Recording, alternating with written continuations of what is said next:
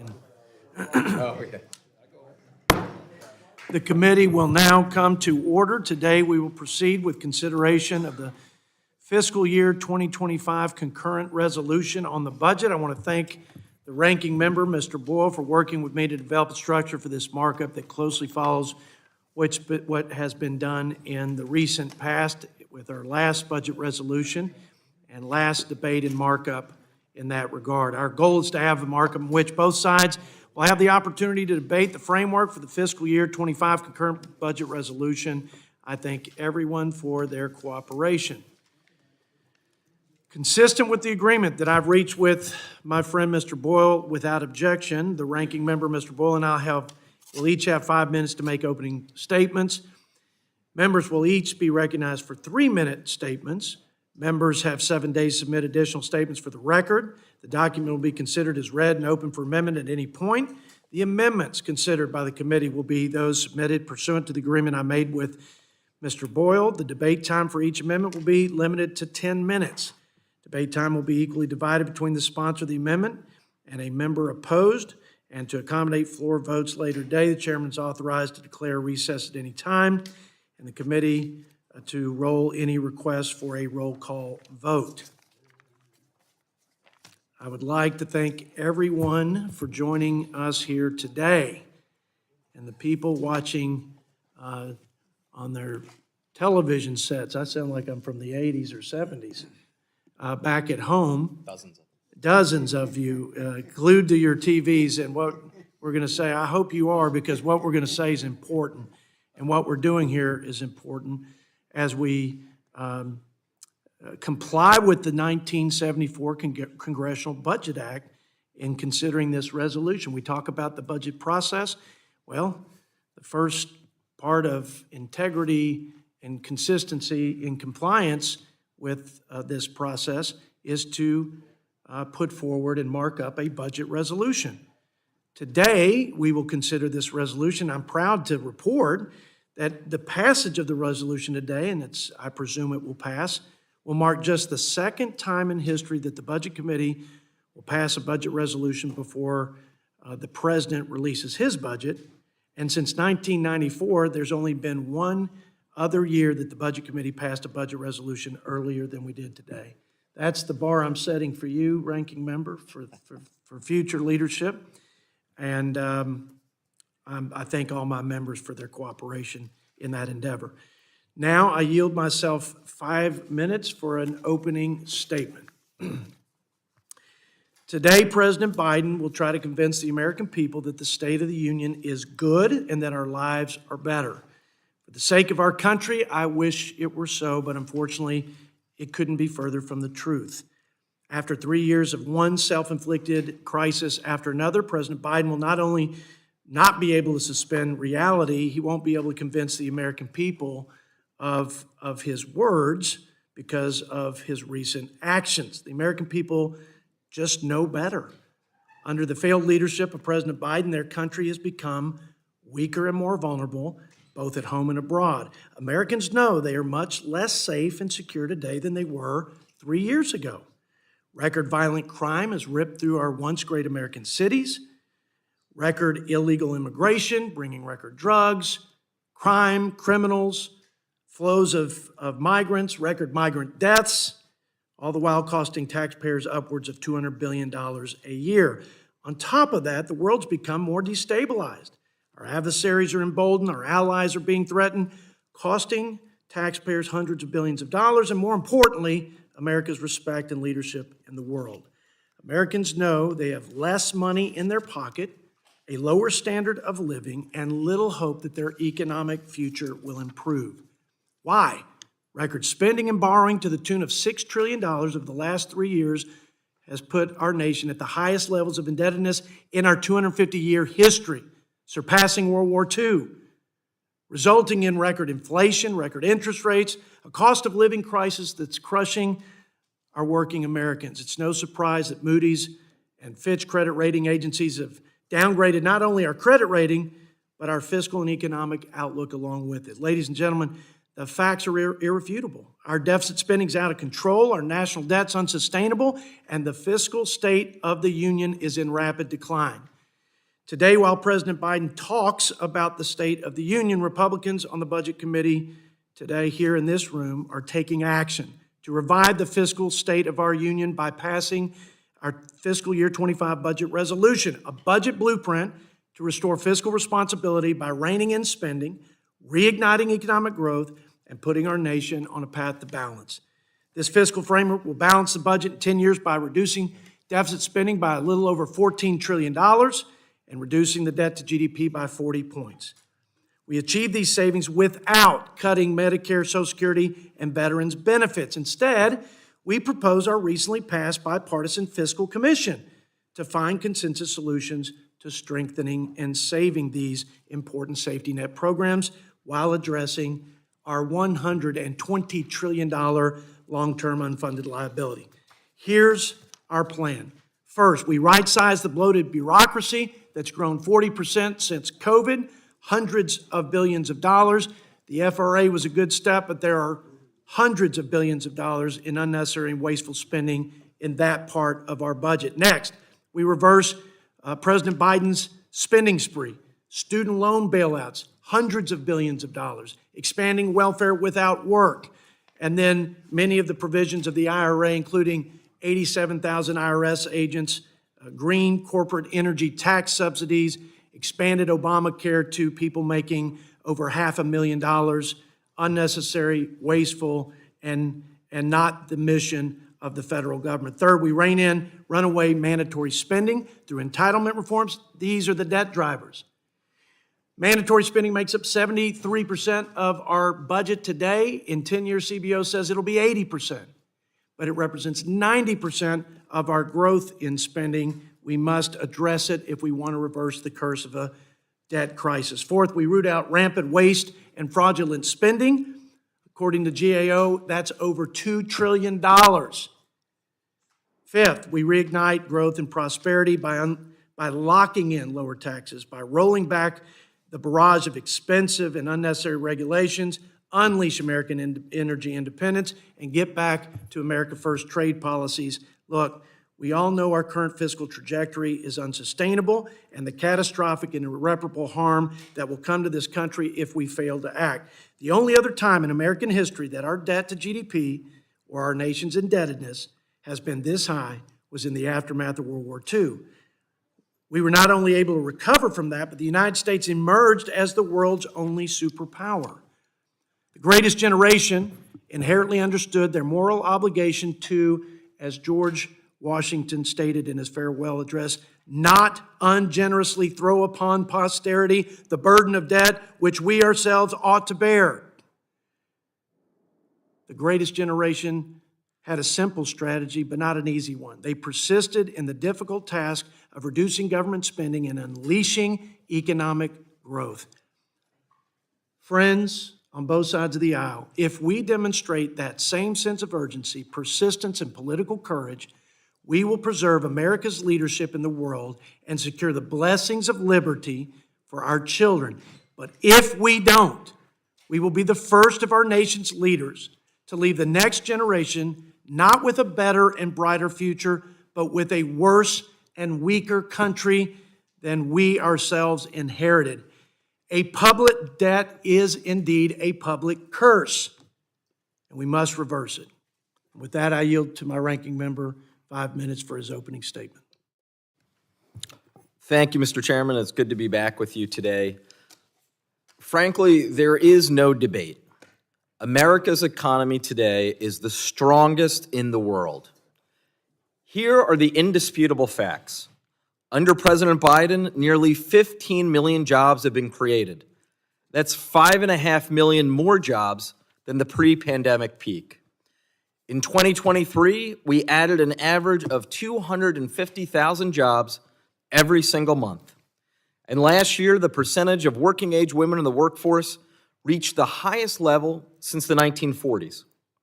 The stock market is reaching all-time highs, and Americans have applied to create 16 million new businesses in just the last 3 years. Wages are now growing faster than inflation, and inflation has fallen from a peak of 9.1% to now 3.1%. None of this happened by accident. It happened because Democrats took action to rescue our economy, invest in American manufacturing, rebuild our infrastructure, lower health insurance costs, and finally let Medicare negotiate lower prescription drug prices. Those are the facts, and again, they are indisputable. While President Biden and congressional Democrats have delivered an economy that is the envy of the world, Republicans have turned the House of Representatives into an embarrassment. The do-nothing chaos caucus driving the wheel of the House Republican Conference will talk a big game about the border, but then refuse to actually put the bipartisan border legislation on the floor. They will complain about inflation, but then do nothing to lower costs for families. As a member of this very own committee asked recently on the House floor, what exactly are the achievements of this Republican majority? Being the first to depose their own speaker? Impeaching a cabinet member over policy disagreements? How does that help the American people? The answer, of course, is it doesn't. And the theme of abandoning the American people continues throughout this budget being put forward today. This MAGA budget is an assault on everything from health care to education. It would strip funding for food assistance for those in need, attack Medicaid, and make indiscriminate cuts to many government programs upon which Americans rely. Whether it's making it harder to put food on the table or keep shelter over your head, this budget does plenty of harm. And it does this all while paving the way for an extension of the Trump tax cuts, 83% of which went to the richest 1%. So let's be clear, this budget is extreme. Putting food assistance and Pell Grants for low-income students on the chopping block while extending tax cuts for billionaires is extreme.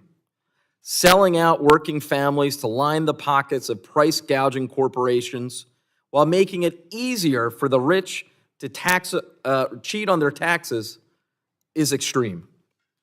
Not a single Republican joined Democrats to cap insulin prices for seniors and lower health insurance costs for millions. Instead, they support this budget that attacks the progress we have made under President Biden. I would add, even after trillions of dollars in draconian cuts they make to programs that help the most in need, this Republican budget still doesn't balance. In order to achieve that, they jettison the assumptions of the nonpartisan Congressional Budget Office and other reputable sources to rely on astonishing predictions of economic growth that somehow creates $3 extra trillion out of thin air. So that's where we are here today. Saying we're here to talk about how Republicans want to fund the government for the next decade would be charitable. We're here to talk about how Republicans plan to take away health care from millions of Americans. We're here to talk about how Republicans plan to cut funding that gives our children a better future. And Democrats are here to say we completely reject this bleak and backwards budget and all of its misplaced priorities. We will proudly offer a series of amendments today that protect American families from reckless GOP cuts, defend Social Security and Medicare, and preserve the historic climate investments of the Inflation Reduction Act. This budget is a roadmap to making life worse, not better, for middle-class families. We need a vision that looks to the future, not the past, and thankfully, we will get to hear that vision when President Biden addresses the nation tonight. Finally, Mr. Chairman, I say this.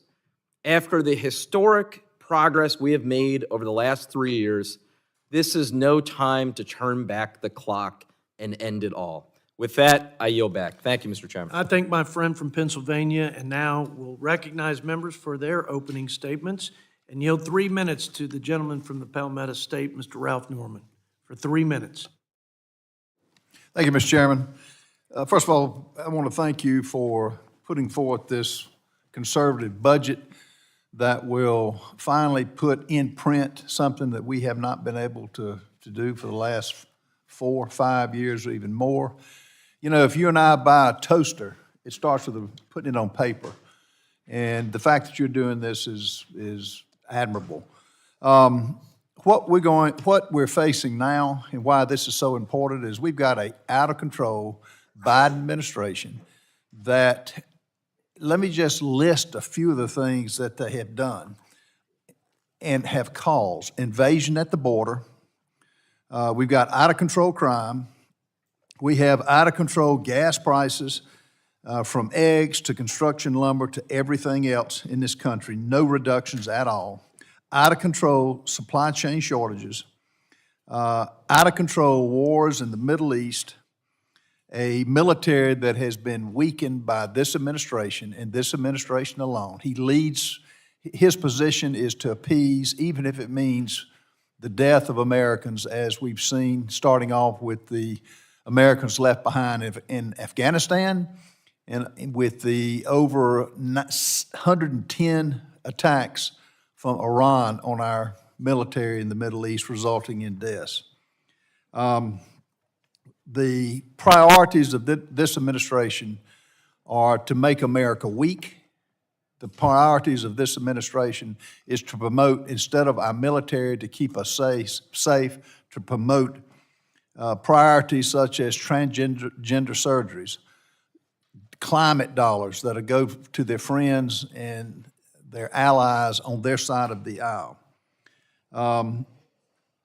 Out-of-control executive orders that are wrecking this country. Most notably, Alaska has 55 executive orders that we found out yesterday that's basically trying to paralyze that state, who's got oil reserves that are second to none all across this world.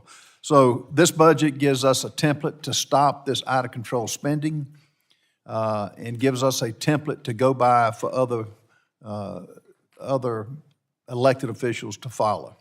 And, Mr. Chairman, thank you again for what you've done, and I yield back. Thank you, Mr. Norman. Now yield 3 minutes to our friend from Oregon, Mr. Blumenauer, for 3 minutes. Thank you, Mr. Chairman, and I appreciate your yeoman effort. I just disagree with the direction, although I appreciate your concern about debt.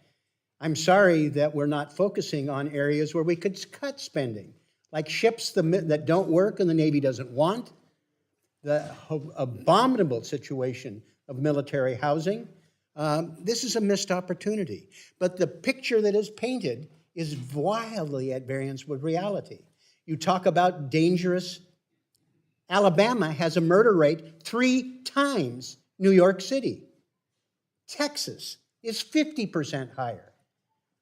An unstable world? Well, unstable because a Republican minority has refused to be able to support our valiant allies in Ukraine that are fighting for our freedom and their lives.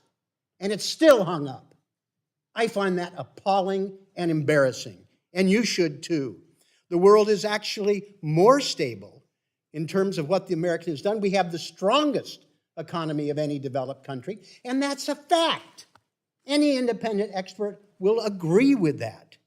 Now, part of the problem here is that we don't want to appease the murderous Putin and the outrageous assault on our allies. Now, our economy has been downgraded because you've refused to stand up to a small minority of your members who have pursued policies that are destabilizing. And that's what they're talking about. They're not talking about the economic performance. They're talking about the inability of this Congress to deliver on its responsibilities because you have been held hostage by a small minority of your members. I don't think most of you actually believe in that. I don't think most of you want to sell out Ukraine. I don't think most of you really support that activity. I wait for you to break through, to be able to agree with that, and we can deal with some areas that we agree with. I've talked about military spending, waste in the agricultural sector, things that should be bipartisan. But dreaming up non-existing facts, denying reality, and catering to the most extreme members of your congressional folks isn't helping us. It's dividing us, it's making us weaker, and it doesn't have to be that way. I appreciate your efforts to try and focus on the debt. That's something that I appreciate and we can do something about. But living in this economic fantasy land doesn't advantage it. Thank you, and I yield back. I thank the gentleman for his willingness to work on a bipartisan basis with respect to the Fiscal Commission. And I also want to associate myself with his comments about waste at the Pentagon, waste at USDA and in farm bills, and I will be an equal opportunity waste cutter alongside of you, Mr. Blumenauer, my friend. With that, I'd like to give 3 minutes to the gentleman from California, Mr. Tom McClintock. Thank you, Mr. Chairman. Rome fell for many reasons, but one of the most prominent was the collapse of its economy under the weight of many decades of reckless and ruinous spending.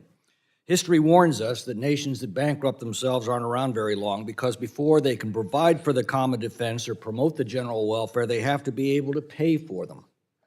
And with interest costs now exceeding our entire defense budget, that catastrophe is now facing our nation in our time. Just as you cannot drink yourself sober, you also cannot borrow your way out of debt or spend your way rich or tax your way to prosperity, yet the socialists keep trying. We have to recognize these simple truths or we're going to lose our country. The federal budget, so long neglected by the Congress, is the only way to do so. Now, I don't need to dwell on how dire our situation is. Suffice it to say that socialism hasn't worked any better here than everywhere else in the world has been tried because, as Margaret Thatcher famously warned, they keep running out of other people's money. And I would remind the ranking member who tells us that everything is great, that when Donald Trump left office, gasoline cost $2.39 a gallon, inflation was 1.4%, a 30-year mortgage cost 1.9%, America was energy independent, and our borders were secure. And the ultimate question that will decide this issue will be asked of the American people, and it's a simple one. Are you better off today than you were 4 years ago? But more importantly, I want to speak of the budget process itself. This is not a theoretical discussion, and the budget is not an aspirational document, as so many past and failed budget chairs have wrongly stated. The Budget Act is, in fact, the single most powerful and practical fiscal tool that Congress has, because it encompasses the entire federal spending plan and provides us with effective means to control spending if we choose to use it. The budget sets limits on both discretionary and mandatory spending. Discretionary limits bind the Appropriations Committee and forbid those levels from being exceeded. Mandatory limits bind the authorizing committees and command them to produce the statutory reforms necessary to fit within those limits. Either the authorizing committees act and their work's put into the Reconciliation Act, or else the Budget Committee acts in their place.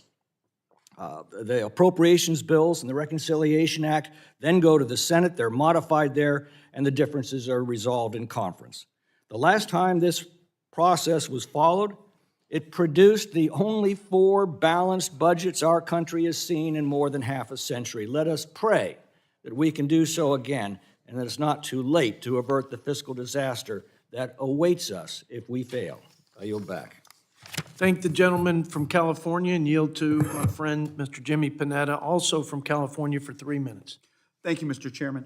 Let me start off by associating myself with Ranking Member Boyle's comments in regards to the status of the economy and what is going on right now in our country, in the sense of where we're at as the leading economy in the Western world with the lowest inflation rate of any Western economy. Obviously, we're going to hear about that tonight in the President's State of the Union, but it obviously has to be, there has to be more said by our President. I admit that when it comes to what the people are feeling, despite the economy being so well for them. And it's a question of whether people are going to be voting with their heads, or their wallets, or their guts, to be frank.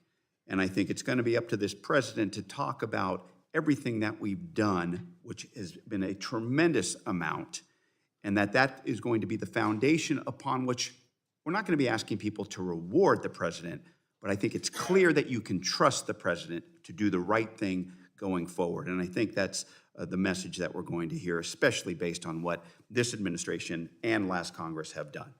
Now, also, Mr. Chairman, as I did in September, let me begin my remarks by commending you for offering a budget resolution and working to get us back on track. I'm particularly thankful that we're doing this early in the year and attempting to adhere to a more regular timeline. So thank you for your efforts to restore the norms of congressional budgeting, which will improve the budget process overall. We certainly don't want to repeat of fiscal year 24 spending, which we will pass nearly 6 months late. These types of delays, as you know well, create uncertainty, which leads to more inefficiency and spending waste. Now, I also want to again thank you, Mr. Chairman, for your work on the Bipartisan Fiscal Commission and for including this in the budget resolution. I do believe that a commission would be able to put out a bipartisan product that can both increase revenues and carefully control spending growth to improve our fiscal outlook. I'm still very hopeful that we can get this important legislation passed this Congress. That being said, this budget resolution, though, is unfortunately not a bipartisan proposal. You know that, Mr. Chairman. And I have many of the same concerns with the details of this resolution that I expressed last year. While we made progress in ensuring that fiscal year 25 budget complies with the Fiscal Responsibility Act, the steep cuts down the line are very concerning. So, Mr. Chairman, realizing that I'm under a time constraint, please know that I'm hopeful that in the future we can put forth a budget resolution with a more bipartisan input that better realizes the need for revenues and less reliant on spending cuts alone. I yield back. I thank the gentleman from California. I want to especially thank him for his leadership on the Bipartisan Fiscal Commission. Ultimately, that long-term unfunded liability is only going to be solved when both parties get together and find consensus solutions. Again, thanks for your leadership, Jimmy. I want to now yield 3 minutes to Mr. Ben Klein, who is also not just a Budget Committee member, but the chairman of the RSC Budget Task Force. Mr. Klein, 3 minutes. Well, thank you, Mr. Chairman. I want to thank you for your leadership in getting this important budget marked up in committee ahead of time this year and ahead of our president even releasing a budget. Passing a budget this early in the process would mark the first step of the many that will be required in the FY25 process to hold Congress and the administration accountable and adhere to responsible spending levels. With each year that Congress drags its feet on addressing our $34 trillion debt crisis, the more painful it will be to resolve. In fact, recent research conducted by the Economic Policy Innovation Center, or EPIC, would suggest that the federal government will begin running out of its capacity to take on additional debt to deal with national security threats and challenges within the next 15 years. This year alone, the cost of interest payments will be our nation's second largest expenditure, exceeding that of Medicare and our entire military. That's why, especially as the president paints an excessively rosy picture about the economy and the state of our union, that it really is little more than fantasy this evening, this committee is being galvanized into action. While there is room for improvement in this budget to cut further, this plan would achieve balance in 10 years and includes consensus-driven policies that eliminate budget gimmicks, lock in the Trump-era tax cuts, repeal Biden's student loan bailout, rescind $250 billion in Green New Deal corporate welfare from the IRA, reduce wasteful improper payments, which have exceeded $247 billion in recent years, support work requirements to reduce welfare dependency, and strengthen Medicare for seniors. Following this plan would reduce deficits by $14 trillion over the next decade and create a $44 billion surplus at the end of our budget window, all while fostering the kind of economic environment that will spur the actual growth in our nation's economy that we need, and not just the talk that we will hear from our president this evening. With that, I thank the chairman, and I yield back. Thank the gentleman from Virginia. Yes, and then I'm going to yield to Mrs. Barbara Lee from California. I'm sorry, I got a little confused here. I yield 3 minutes to you, Mrs. Lee. Thank you, Mr. Chairman, and our ranking member. And I, too, want to associate myself with the remarks of our ranking member and just say a couple of things about this budget. First of all, or a budget. This budget may not be aspirational, or any budget may not be aspirational, but it is a moral document and a reflection of our nation's values. Sadly, Republicans' proposed budget once again confirms that they are deeply out of step with the priorities of people in America. We haven't even passed a fiscal 2024 spending bills, not all of them at least, until, excuse me, as we propose this budget for 2025 that would actually harm our most vulnerable communities. It'll rip away critical benefits, protect the wealthy from paying their fair share of taxes, and increase our bloated Pentagon budget. This budget is extreme. It's a GOP extreme budget, and it fails to deliver on this country's top priorities, which of course is tackling climate change, furthering racial equity, which is extremely important. I believe that Republicans would think so at least. Expanding health care affordability and accessibility, creating good-paying jobs, and lowering everyday costs. While Republicans are making cuts left and right, they won't cut where it matters the most. The Department of Defense failed its sixth audit, mind you, failed its sixth audit in a row last year. But instead of using their power to address the fraud, waste, and abuse within the Pentagon, Republicans in Congress are once again giving them a blank check. If we cut just $100 billion from the defense budget, like my People Over Pentagon Act would do, we could redirect funding to meet so many of our needs in our communities and, yes, reduce the deficit. Reallocating these funds from the Pentagon could power every household in the United States with solar energy, hire 1 million elementary school teachers amid a worsening teacher shortage, provide free tuition for 2 out of 3 public college students, or cover medical care for 7 million veterans. This is what a document such as a budget would reflect if in fact we saw it as a moral document and as one reflecting our values. I'm very disappointed that in this extreme GOP budget proposal, it would deepen poverty and increase hardships for working families nationwide. And so I cannot in good conscience vote for a budget that puts profits and politics over people, and that's what this budget is doing, and I urge my colleagues to vote no. I yield the balance of my time. I thank the gentlelady from California, and now yield 3 minutes to my friend, Mr. Blake Moore, our Deputy Chair of the GOP Conference from Utah. Thank you, sir. Thank you, Chairman. I got a question in a recent town hall from a lady from Cache County, Utah, northern part of the state. After giving many slides about our fiscal situation, she basically just raised her hand and said, "Congressman, do you have any hope?"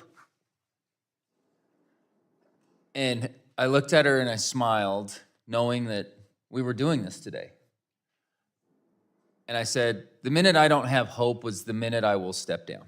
And I will let someone else come back here and continue on. But I'm full of hope. It's treacherous when you look at the numbers and you look at the projections going forward on all things budgetary. Yeah, it's bleak. But I know that we're and 2 things. I know as a majority on the House Budget Committee, we're united. We're united in being able to find solutions to the realities that we face. And I wish it would have been more bipartisan, but I am so encouraged by the handful of my Democratic colleagues, and I know many more probably were hoping to vote for. We believe we can actually go after our debt issues too, in the Fiscal Commission Act. Those things give me hope, and I'm trying to communicate that to my constituents back home, that we can do something. Our nation had gone always 10, 15 years, and they would find a way to get back to a balanced budget, and we would have something happen or this or that. We're at a different situation now, right? This isn't World War II, post-World War II, where we can just lower defense spending completely and get our debt to GDP to 20%. We're in a different world now, and that's why we have to make tough decisions. This resolution that we're doing today is just giving us all hope, and I am so thrilled to be able to put this on paper and to be able to vote for it and to show that we have a plan to continue to grow our economy. Because I get it. I understand that we have to have our different talking points at a certain particular piece of policy. But we doubled the child tax credit. We doubled the standard deduction. We didn't create inflation with the Tax Cut and Jobs Act. And we grew middle-class wages. Quit calling it a tax benefit for the wealthy. It's not. It grows our economy, so we have a fighting chance to be able to overcome our massive deficits and our ballooning debt. That's irrefutable, too. Those are irrefutable facts. And I'm thrilled to be able to put on paper the spending cuts that we need to do, along with the ability to continue to grow our economy. Because yes, we do have a strong economy, and it is our only hope to be able to tackle this. And we have a strong economy because we encourage industry, businesses to stay in America and not leave overseas with massive tax hikes. This plan that we have today gives us that fighting chance, and that's why I have hope to go back to Cache County and say, yes, I do have hope, and we have a chance to do this, and I yield back. I thank the gentleman from Utah and now yield 3 minutes to Ms. Ballant from Vermont. Thank you, Mr. Chair. I want to say I very much appreciate the remarks of the ranking member, and I always appreciate, Mr. Chair, your push to try to keep this committee centered in thinking about the people we represent back home and trying to create an environment in the committee where we are trying to have a conversation with each other and not just hurling insults at each other. So I have prepared remarks, but I'm not actually going to use them because I just have to say it's so tedious when I come to this committee. And, I came up through my legislature. I'm used to working in a bipartisan manner. It's so tedious whenever we try to talk about issues like Social Security and Medicare that we get accused of being socialists. I hear that all the time in this committee by certain members on the other side. And I just have to highlight that across this country, I don't care what district you represent, the elderly in this country depend on Social Security and Medicare, and I don't think they think of themselves as socialists. They want a fighting chance to age with dignity, to not live out their lives in poverty. And so to come here and always have that hurled at us is not just insulting to us who are trying to work in a bipartisan manner, but it's insulting to Americans across this country who rely on those programs to live out a life of dignity. And we can have a conversation about bipartisanship and working together with dignity. And in fact, I will say the brightest part of my week this week was meeting in the Bipartisan Rural Health Caucus yesterday morning. Started my day that way. And we came together, Democrats and Republicans, and talked about issues that cut across party line, talking about the mental health crisis, the housing crisis, substance use disorder that is racking all of our congressional districts. And it was truly a conversation of how do we prioritize what the needs of our constituents are and how do we move forward. And so you can call me a socialist, you can call my constituents socialists because they want to have their Medicare and Medicaid protected. But what you're doing is showing that you're more interested in hurling names than actually getting down to the business of doing this work. I yield back. I thank the gentlelady from Vermont for her comments, and it's at least share the sentiments that we ought to spend more time working together to solve problems and debating the facts on both sides of the issue. With that, I would like to yield to my friend from Virginia, Mr. Bob Good, for 3 minutes. Thank you, Mr. Chairman. I'm glad that this committee is taking the budget process seriously.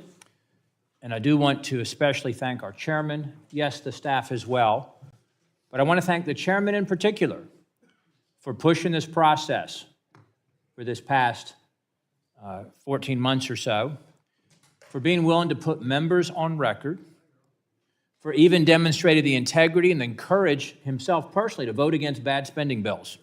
Not easy to do as a chairman, because our chairman understands how important this is, and that our spending, our deficit, our debt is simply unsustainable.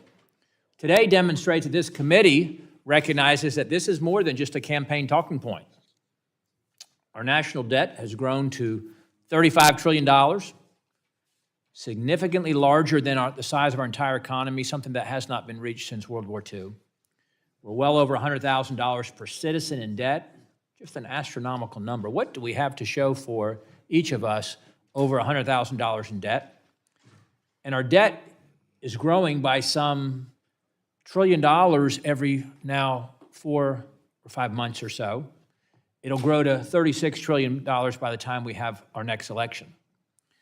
And we're in the third year of the highest sustained levels of spending in the history of the country, which has, or what might be known as Bidenflation, Bidenomics, 40-year high inflation, 20-year high interest rates, greatest deficit in the history of the country, not to mention the border crisis, 10 million illegals invading our country over the past 3 years, costing taxpayers hundreds of billions of dollars, 3 years into the war on American energy, interest payments on the debt exceeding now our national defense, nearly $1 trillion. And as has already been said, if no action is taken, Social Security and Medicare will be bankrupt, insolvent within a decade. So I wish that our friends across the aisle understood that, and that they had the, or whether they don't understand it or they don't have the integrity to help us address it, so that we can help those who we claim that we want to help, and they don't suffer the consequence of us not addressing it.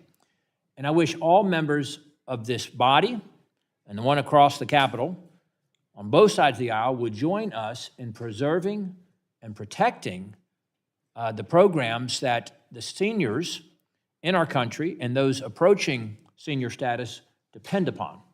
So I thank the chairman, I thank the staff for the work to get us here today, and I look forward to supporting this step in the right direction. And I yield back. Thank you, Mr. Good, and now yield to General Jack Bergman for 3 minutes. Also, our task force chairman on oversight, Mr. Bergman from Michigan, 3 minutes. Thank you, Mr. Chairman. Let me first start by acknowledging all the critical work the committee majority has done up to this point in preparing this budget resolution. I think it goes without equal, at least in my short 8 years in Congress. From the outset of the 118th Congress, House Republicans pledged to restore fiscal sanity to Washington and to hold the Biden administration accountable for a spending addiction. It is what it is. The budget resolution before us today is a testament to our pledge. Not only does it establish a framework for reversing Biden's spending spree, which has totaled an unprecedented $11 trillion. It also reins in a runaway mandatory spending, the primary driver of our ballooning deficits and debt. While it's important to show what we will accomplish with this fiscal plan, we must also illustrate to the American people why it's so desperately needed. I come from a long leadership career in the Marine Corps, and I can tell you from experience that having a plan of attack is only half of the battle to begin with. And we've also talked about no plan survives first contact, but you have to stay engaged. We now have to engage our plan and push it forward. Laying the groundwork for why an attack is necessary is just as, if not more important. Without cause for attack, it's harder to gain public support for your plan. So it has to be articulated and it has to be continued to be pushed. Mr. Chairman, you and I and the rest of our majority on this committee know full well that the Biden administration has given us plenty of cause to move forward with our fiscal plan. And You know, just a couple of data points, which you're going to hear, I think, over and over from all of our members. Record high 34 trillion in national debt, 20% larger than our economy. And we heard earlier, if the American economy today is the epitome, of standard for the world economy, that doesn't say much for the world economy in total. So I would suggest to you, if we're going to be a standard, let's be a good one. And the point is, for the people watching at home, you need to know that for the everyday working American, whether you be single, whether you be family, whatever it is that you have people here who are trying to do the right thing and to use the analogy of the Capital One commercial, what's in your wallet. I think we're asking, based on this administration's spending spree, what's left in your wallet after the administration has been picking your pocket. And with that, I yield back. I thank the gentleman from Michigan, and now yield 3 minutes to my dear friend from Georgia and former Chief Deputy Whip, Drew Ferguson, for 3 Thank you, minutes. Mr. Chairman. I want to thank you for holding this markup. And there's always a lot of talk and a lot of rhetoric around Washington, D.C. about people's ideas, how they're going to work. What we're doing today is we're actually taking action. We're showing House Republicans are willing to take a bold step to try to get our fiscal house in order. But I think we've got to be realistic about this. We didn't get this way overnight. It's going to take us a while to get out of it, but we are taking a bold first step, and that's really important. Think about the things that we're talking about doing here. Reining in wasteful spending, doing things to curb government spending that drives down inflation that is crushing every single American family, especially when they go to the grocery store or when they have to buy clothes for their school children. Think about the things that we're advocating for in here that actually help with the 4 major things that most Americans really want. When they go to work every single day, they want to be able to provide for their families. And they want to do it. They want a job that matters, and they want to be able to make ends meet. And runaway inflation has created a problem for families, and no longer can we continue to spend at the ridiculous rate that we've been spending. There's no more pandemic. It is time to get the fiscal house in order. Number 2, Americans want to live in a safe community. And this budget prioritizes things that are going to make America safer: stronger defense, stronger border, making sure that American families don't have to live with the scourge of fentanyl. These are Republican priorities. Americans also want their children educated at a very high level. They really don't want them indoctrinated. They really don't want them to get degrees in things that really don't cause them to be productive in the workforce. And so this budget prioritizes changes in education that allow real changes so that our workforce can be aligned with where the economy is going.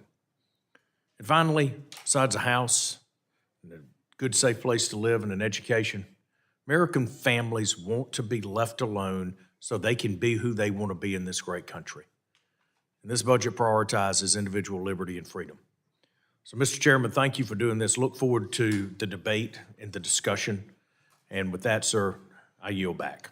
I thank the gentleman from Georgia and yield 3 minutes to our friend, Mr. Lloyd Smucker from the Keystone State. 3 minutes, Mr. Smucker. Thank you, Mr. Chairman. I want to start by pointing out that it's another new year, but President Biden has once again failed to send Congress his budget on time. And every day that we do not have a budget in time, just want to remind members and want to remind the American people, we're adding $10 billion to the national debt every single day that we've been forced to wait on his budget. And then I want to thank the chair. Certainly, we've made it clear, and the chair has made it clear, that this committee remains committed to fixing our broken budget process. We've made some progress, I think, as a conference on that this year. We're not there yet. We've at least attempted to move bills through the appropriations process as as called for in our budget process. But certainly going forward this year, we're going to work really, really hard to comply with the process as it's intended to work. And I think today's markup is the first step on that. So I want to thank the chair for doing that. By the way, when we pass this out of the budget, out of the committee today, we'll be 3 weeks ahead of schedule. And so again, the first step in moving bills through the process, this will give appropriators, once this is done, the numbers that they begin to need to work on an appropriations process. And, maybe this year, finally, we could do, if we continue moving down this path in the way that we are, we could do a 12-month budget before the beginning of the fiscal year. Not a novel idea, but it hasn't happened here in how many years, Mr. Chairman? Probably 30 years, maybe longer than that we've done this in the way that should be done. So I think it's really, really important that we do exactly that. We go back to regular order. We go back to an open and transparent process of passing our budget and letting the American people know how their dollars are being spent. And by the way, we should act with urgency on this. We've heard it here, but the national debt is close to $35 trillion. We also missed the projected deficit this year by $1 trillion. Think about that. If in the private sector, a huge miss like that, you'd call it a scam. In fact, no shareholder would invest in a company that has been off so far, so much in their projections. So we owe it to the American people to explain what is happening to their money, why for every dollar that we take in, we're spending $2 of taxpayer money, $2 of debt. And long term, the Fiscal Commission was mentioned. There are many examples throughout history of countries that have failed because of their fiscal policies. And so I just want to mention as well as, again, I think it's time for a national conversation about our long-term fiscal trajectory. And I think the Fiscal Commission that we moved out of the committee is a wonderful vehicle to begin to have that discussion. So again, it's going to be tough work, both the annual process, but also to address our long-term fiscal trajectory. This begins that process today. And again, I want to thank the chairman for his leadership on moving this bill today. Thank you. I thank the gentleman from Pennsylvania and now yield 3 minutes to my friend and colleague from the great state of Texas, Ms. Sheila Jackson Lee, for 3 minutes. Mr. Chairman, you are my friend, and what we say in this room does not impact on our personal interaction. Thank you for your service. We're going to miss you. I know that it's not soon, but thank you so very much. That leads me, however, to my great disappointment in the moving of the budget by the Republicans that just add to the enormous dysfunction and chaos that will be the plague of the American people if a budget that has been proposed by Republicans are allowed to pass. With trillions of dollars in cuts to programs that help the working and middle class, this Republican budget would rip the American dream away from hardworking families across the country. Donald Trump has promised more tax cuts for the rich, and this would double down on taking away. This is the take-away budget. This is a reckless budget. It's a painful budget to impact on millions of American lives by raising the cost of living and making disastrous cuts. Time and time again, my Republican colleagues have proven that they would rather push their unpopular and harmful policies. Unsurprisingly, they focus on cutting programs to help those most in need, including $2 trillion to mandatory health spending, which largely reflects drastic cuts to Medicaid. You can't get away from it. It's just like the previous Bush administration that indicated that they were not cutting Social Security, and they were. And we Democrats stood in the way to stop it. And we are a better country because we didn't privatize Social Security when that was the new kid on the block. Deep cuts to Medicaid would put more than 78 million vulnerable individuals at risk of losing health care services, including children, veterans, pregnant women, people with disabilities. Because of these threatening cuts, I will offer an amendment to this resolution which will increase funding for Function 550 by $2.2 trillion over the 10-year budget windows to reject deep cuts to Medicaid and other crucial health benefits. We'll also strike the policy statement on Medicaid work requirements in this particular bill and budget. In Texas alone, as of November 2023, there were 4,221,794 people enrolled in Medicaid, 984,000 plus of them in Harris County. And in my district, the 18th Congressional District of Texas, there were an estimated 24.8% of individuals enrolled in Medicaid in 2023. The gist of my remarks today, Mr. Chairman, is we can't go backwards. We have to go forward. This MAGA budget that the Republicans have offered for FY25 is taking us backwards, and as a member of the United States Congress on behalf of the American people, I will not accept this turn backward on the American people. I will not accept it. I yield. I thank the gentlelady from Texas and now yield 3 minutes to our friend from the Hoosier State, Mr. Rudy Yakum. Thank you, Mr. Chairman. I'm happy to be here marking up the fiscal year 2025 budget resolution. As we have repeatedly discussed in this committee, our debt and deficits are undeniably out of control. Currently, our debt sits at over $34 trillion and continues to grow every day. Our ballooning debt, which was exacerbated by the Biden administration's spending spree on student loan bailouts, green subsidies, has led to inflation and blue state slush funds, making it harder for Hoosiers to feed their families, buy a home, or plan for their future. Our sky-high debt is not only a threat to the fiscal health of our nation, but to our national security as well. Currently, over $8 trillion of our debt is held by foreign entities, including China. We should all be concerned that China holds over $850 billion of our debt. As more and more taxpayer dollars get eaten up by interest payments, that's money that cannot be spent on military readiness and deterrence. This budget resolution makes meaningful changes to both mandatory and discretionary spending that are long overdue. For example, it caps discretionary spending growth, eliminates funding for tens of thousands of new IRS agents, and repeals $250 billion in green corporate subsidies. It reduces improper payments by 50%, achieving $1 trillion in savings over the next 10 years. It also works to strengthen and enforce work requirements for government programs like SNAP and TANF, strengthen Medicare, and advocate for a long-term Medicare solvency policy. Additionally, our resolution supports pro-growth policies like extending the Tax Cuts and Jobs Act, which grew our economy, increasing the production and export of American energy, and cutting down on the Biden administration's radical regulatory agenda that stifles growth and innovation.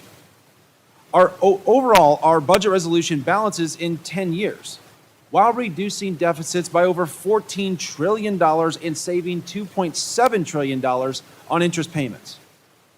I remain committed to restoring fiscal responsibility to Washington, and this resolution is a critical step forward. Working to restore fiscal responsibility and get inflation under control isn't extreme, it's responsible, and it's common sense. I want to thank Chairman Arrington for his leadership and for bringing this budget resolution to the committee for markup today. I encourage my colleagues to support, and I yield back. I thank the gentleman from Indiana and now yield to my good friend from the great state of Texas, Mr. Chip Roy, for 3 minutes. I thank the chairman. I applaud the chairman and the work of the committee for bringing forward legislation here, a budget that will balance in 10 years, which people say we can't do. I would note that all my colleagues have rattled through all the numbers that we face. $34.4 trillion of debt, $1 trillion every 100 days, $1 trillion in interest in 2026, more spending on interest in the defense this year. I mean, I just wonder at what point we're going to get serious on both sides of the aisle of addressing this issue, because my colleagues on the other side of the aisle will hide behind taxes, and it's just frankly just not legitimate at all. And colleagues on this side of the aisle, frankly, will also hide behind not touching taxes and hide behind, well, mandatory spending, this thing over here, but we can't deal with discretionary. We'll deal with mandatory, but we don't ever have a plan. And this budget tries to break that and force us to the table. I applaud the chairman for putting taxes on the table. They should be on the table. Not because I think we're lacking revenue, and it's just the one thing that I really want my colleagues on the other side of the aisle to at least answer and say, okay, revenues to the Treasury were 19.6% 2 years ago. Federal revenues as a percentage of GDP. That's as high as it's ever been. Can we at least acknowledge that truth and go, okay, that truth exists? It's dropped off to about 17.5%, I think, in this last go round. That's the norm. That's the norm that it's been since before World War II. So can we just dispense with this notion of the tax breaks for the rich is leaving us all sort of hosed? It's just false. Flat out 100% false. Equally false is the notion that Republicans are going to adhere to this budget. They won't. They didn't yesterday. That's the simple truth. We passed caps a year ago, and we've already busted them. That's who we are as a body. That's what's become of this institution. We either want to pass a framework and do the tough work of dealing with tax policy, dealing with spending restraint, addressing the tough issues of mandatory spending, and not hide behind it with all the political rhetoric that people are going to die and people are going to starve, as if the country can't exist without certain programs in place in Washington. We're either going to honestly address these issues or we're not. But to then pass something in a budget that we don't adhere to is a fraud perpetrated on the American people. So let's do our work. Let's pass a budget. Let's adhere to it. Let's do better than it and do the work the American people sent us here to do. I yield back. My friend from Texas speaks the truth. I want to thank Mr. Roy, and if any member would like to submit a written statement for the record, I'll hold the record open until the end of the day to accommodate those members who may not have prepared written statements.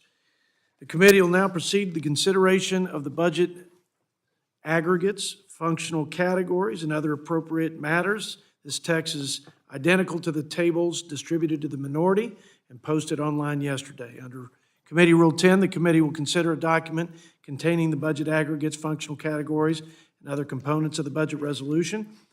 Amendments may be offered to this document subject to the agreement that me and the ranking member made.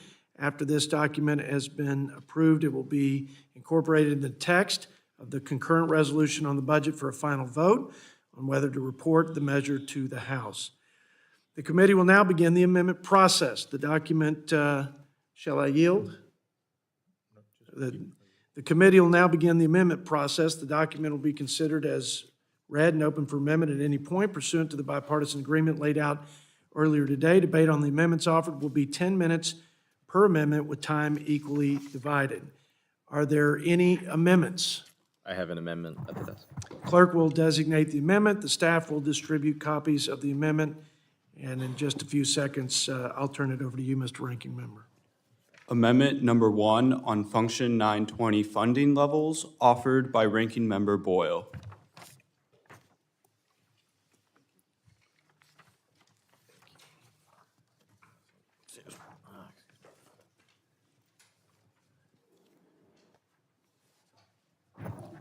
The gentleman from Pennsylvania, my ranking member, is recognized for 4 minutes.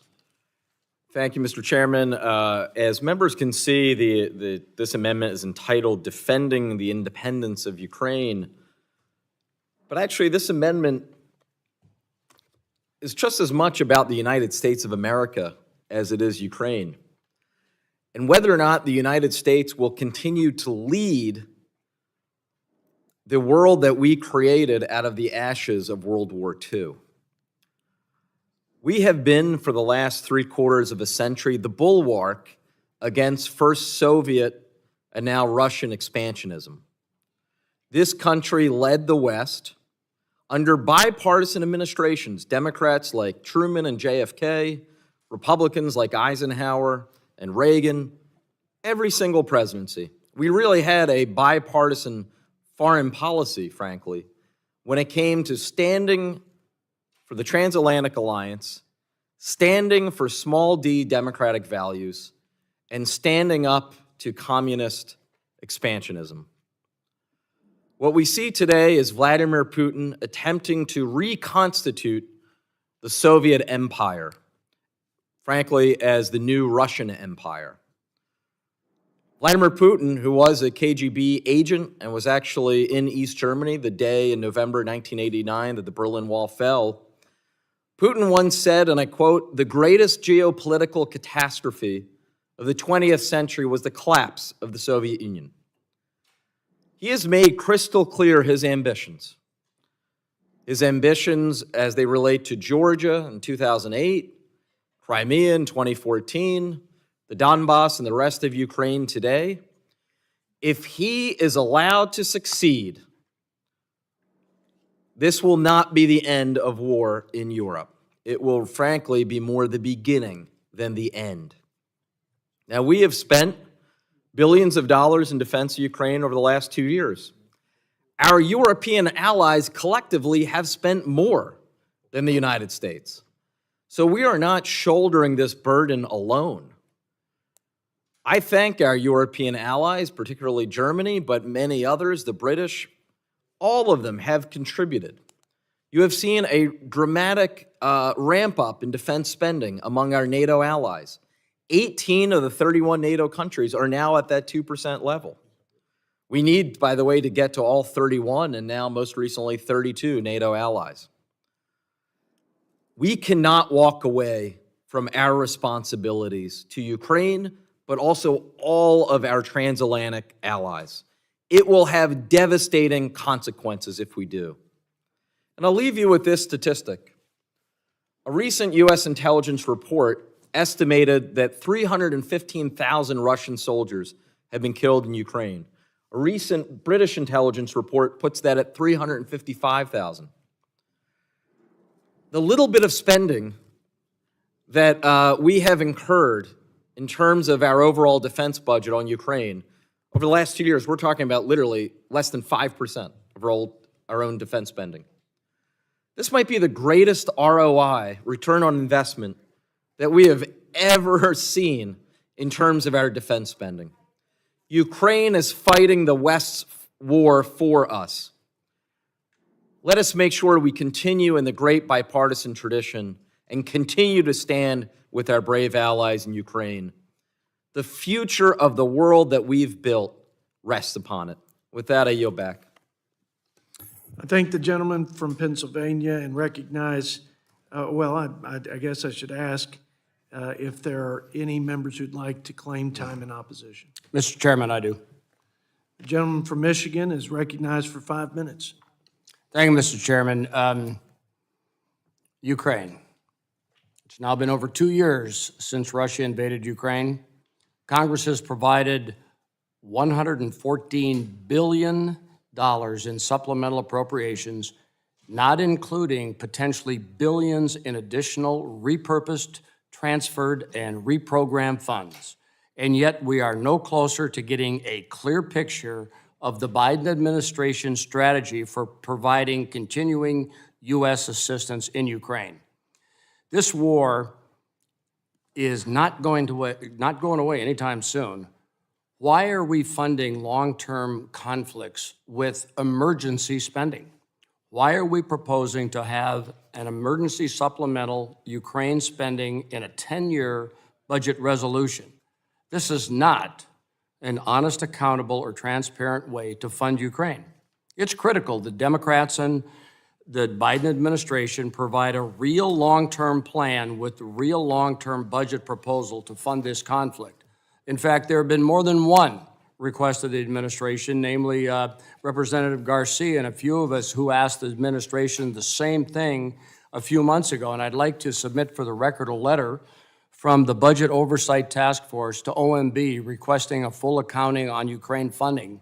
This letter was sent last October, and OMB has still not responded to the request.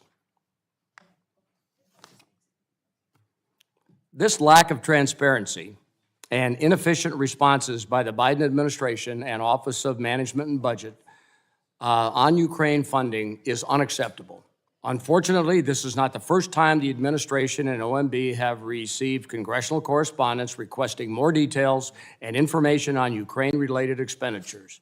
For over a year, senators and members of Congress have sought greater transparency from the Biden administration regarding the total budgetary resources across all government departments and programs provided to respond to Russia's war in Ukraine. We got a lot of priorities. How about the border? Before we even discuss helping Ukraine getting their house in order, we must first get our own house in order. The crisis at the southern border is unequivocally one of the greatest threats facing our nation today. Since President Biden took office, there have been roughly 8.7 million encounters nationwide and over 7.2 million encounters at the southwestern border alone. The figures for known gotaways is over 1.7 million migrants and growing. CBP is overwhelmed on a daily basis and have zero support from the Biden administration and zero support from their own boss, Secretary Mayorkas. The American taxpayer is overwhelmed as well. According to the Federation for American Immigration Reform, the per annum cost of illegal immigrants on the taxpayer is $150.7 billion. Secretary Mayorkas confirmed that he is releasing in the U.S. 85% of migrants encountered at the southwest border.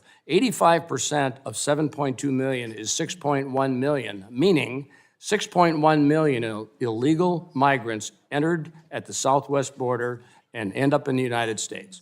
Biden refuses to declare a state emergency, refuses to restart construction on the border wall and other much-needed physical barriers, refuses to reinstate Title 42 authorities, refuses to end catch and release, refuses to restart the Remain in Mexico policy, refuses to use any legal executive authorities to galvanize the CBP and bring some semblance to order. President Biden could stop the border crisis with a snap of his fingers, but he chooses to let this crisis continue. This lack of operational control is fundamental dereliction of duty perpetrated by the Biden administration. This is out of control.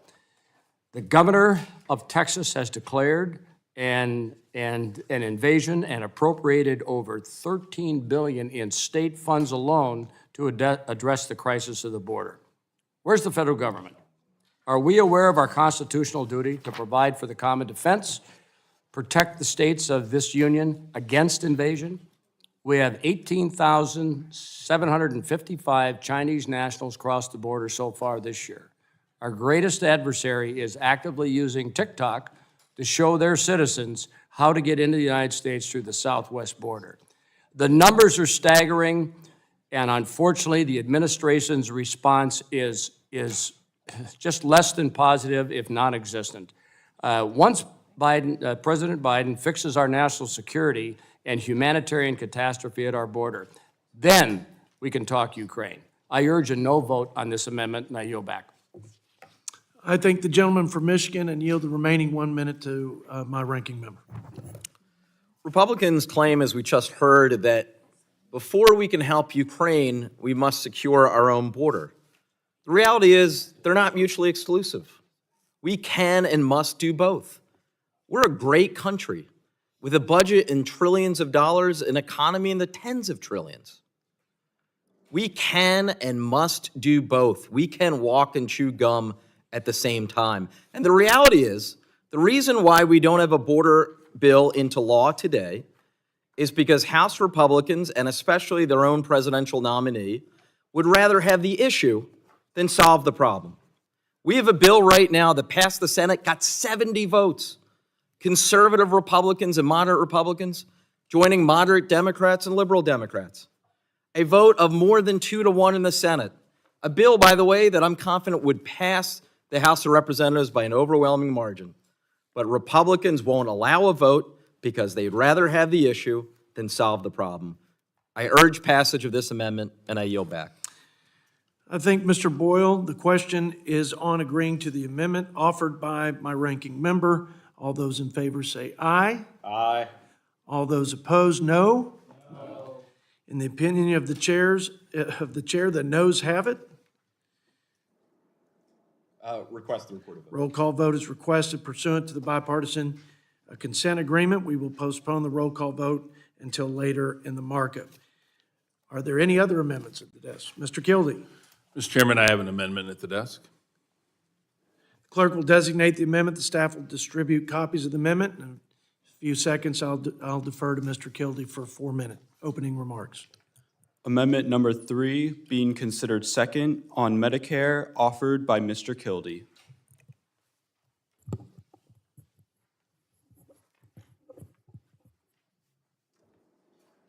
I recognize Mr. Kildee from Michigan for 4 minutes. Thank you, Mr. Chairman. And let me just say, this is my last year in Congress, which means my last opportunity to adopt a budget. And I do, while I disagree with many of the elements, I want to commend the chair for bringing this budget to the committee in a timely fashion. Let's discuss the contents now. When it comes to our annual budget, one of my priorities, and all the time I've been here, is protecting and strengthening Social Security and Medicare. Americans contribute to these important programs, Social Security and Medicare, throughout their lifetimes, and rightfully expect that these important programs are there for them when they retire. That's the deal.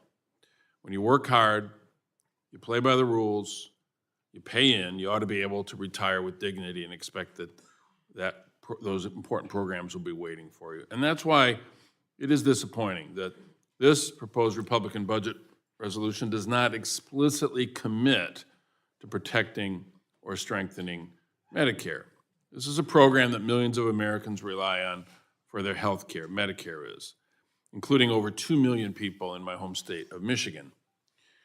The way Democrats see it, Medicare is a commitment that we made to these men and women. It's a promise to honor their dignity and independence when it comes to their health care.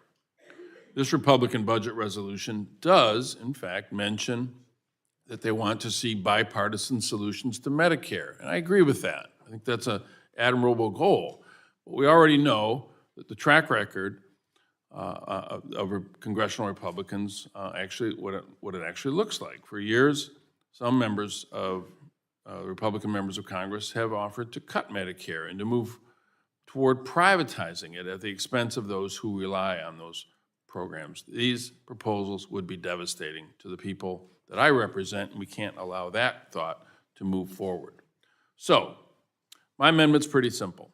It affirms that Medicare is a critical program that helps seniors and people with disabilities cover their health care costs. It supports policies that would, 1, protect the traditional Medicare program, and 2, ensure that Medicare is funded for years to come, including by asking that wealthy individuals, everyone, including wealthy individuals, pay their fair share in taxes. These are common sense solutions supported by the American people to help protect Medicare for future generations. It's that simple. I think we can agree on that. We ought to state it in this budget resolution. So I hope my colleagues will join me in committing to protecting Medicare and the health care of millions of Americans. And with that, I reserve. I thank the gentleman from Michigan. Does anybody claim time or want to claim time in opposition? Mr. Chairman, I'd like to claim time in opposition. Mr. Yocum from Indiana, yield 5 minutes to claim opposition, debate the gentleman from Michigan. Thank you, Mr. Chairman. I ask unanimous consent to submit the Better Solutions for Healthcare letter of support for site-neutral payment reform into the record. Without objection, so ordered. We can all agree that the Medicare program faces significant long-term fiscal challenges that are magnified by an aging population and rising healthcare costs.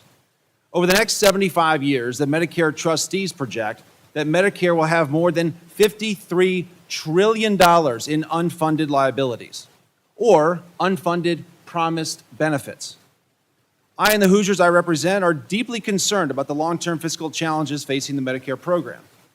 However, this amendment would not address Medicare for those in or near retirement and to strengthen the program's solvency for future generations.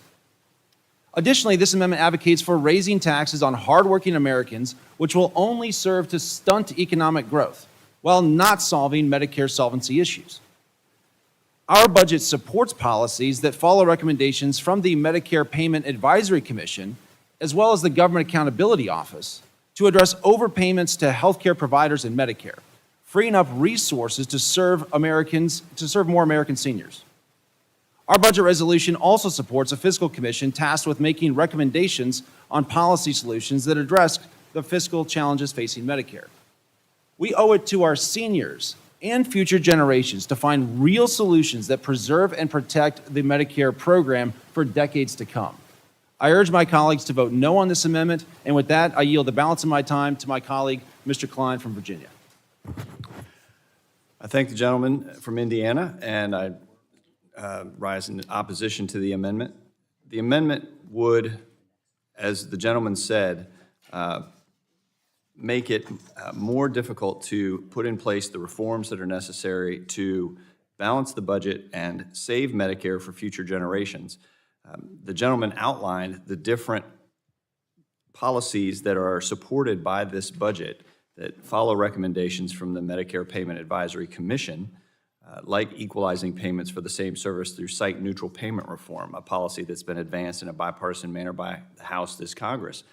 You know, if we are actually delivering better services for seniors across America and doing so at a reduced cost to the American taxpayers, is that a cut? It may be in the eyes of the gentleman, but in fact, we are allowing Americans to keep more of what they earn and yet get better services delivered to them through the Medicare program.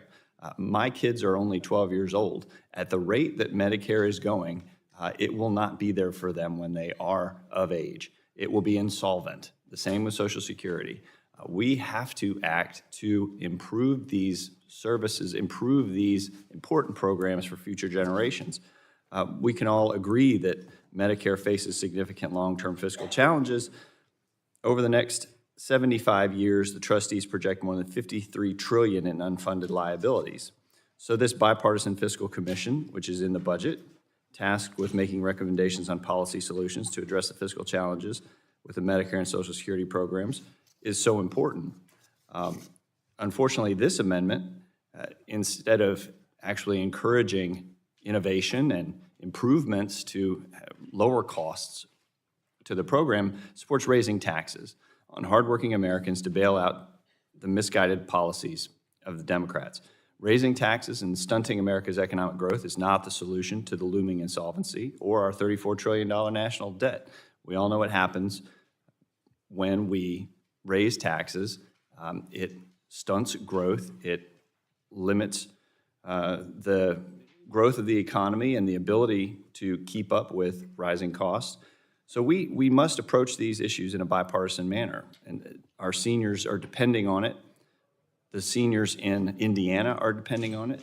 The seniors in the gentleman, Mr. Kildee's district, are depending on it, that we come together behind a budget that's going to provide common sense solutions that are going to save Medicare for future generations without raising taxes and hurting our economy. And with that, I oppose the amendment and I yield back the balance of my time. I thank the gentleman from Virginia, and now yield the remaining 1 minute and the 10 minutes for closing comments from Mr. Kildee from Michigan. Thank you, Mr. Chairman, and I thank my friends for their comments. I'll just make a couple of notes. Number one, we recall a debate not too long ago here regarding the Fiscal Commission, and there was a commitment that everything was on the table, including taxes. But I find it interesting that when it comes to actually addressing the problems that we see in Medicare, and I suppose we could say the same thing about Social Security, it's revealed right here in this committee hearing that taxes are actually off the table, that there is no intent to make sure that the wealthiest Americans pay their fair share in order to make sure that these essential programs work, number one. Secondly, I disagree. Not only did I write the amendment, but I also read it.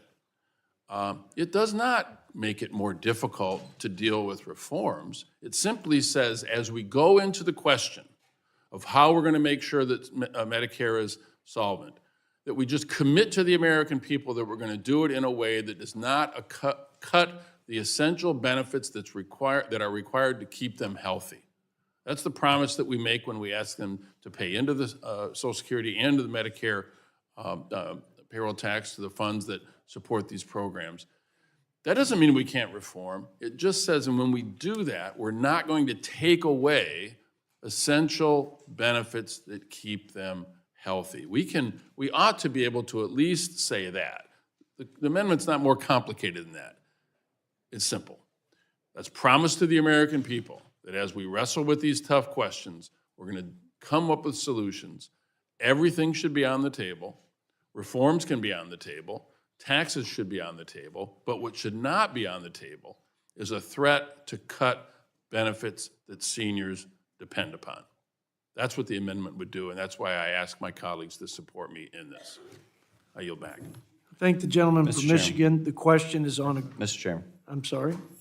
can I ask Fine. unanimous consent to submit two things for the record? Medicare Payment Advisory Commission MedPAC report to Congress from June 2023, and President Obama's FY 2017 budget that proposed to reduce Medicare coverage of bad debt. Without objection, so ordered. Thank you. The question now is on agreeing to the amendment offered by Mr. Kildee. All those in favor say aye. Aye. All those opposed, no. In the opinion of the chair, the noes have it. Mr. Chairman, ask for a recorded vote. Roll call vote is requested. Pursuant to the bipartisan consent agreement, we will postpone the roll call vote until later in the markup. Are there any other amendments at the desk? Ms. Omar. Mr. Chair, I have an amendment at the desk. The clerk will designate the amendment. The staff will distribute copies of the amendment. In just a few seconds, I will then defer to Ms. Omar for her opening statement. Amendment number 7, being considered third on function 600 funding levels, offered by Ms. Omar.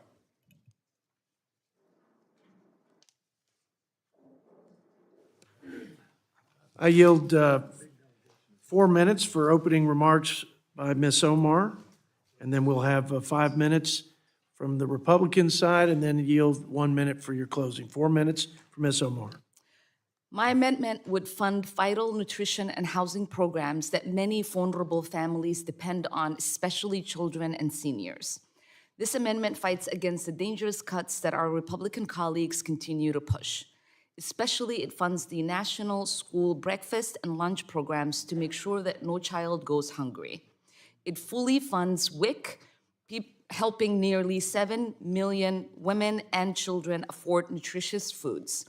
WIC funding is also provides healthcare referrals for low-income pregnant, postpartum, and breastfeeding women.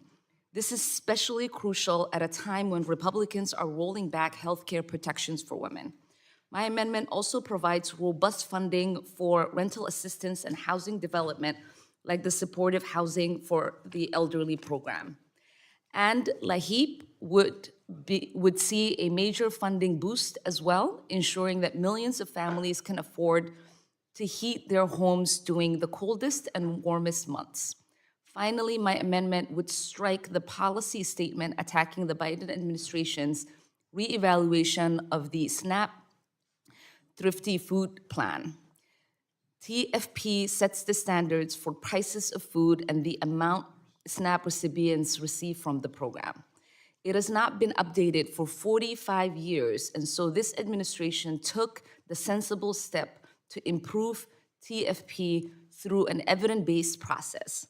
But even with the modest increases in benefits after this evaluation, SNAP still only provides about $2 for each meal per person.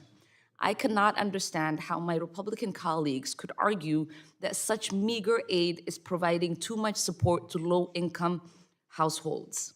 But since my colleagues across the aisle like to claim sometimes that they can only work within a balanced budget window, I crafted my amendment in a way that is cost neutral, so no excuses this time.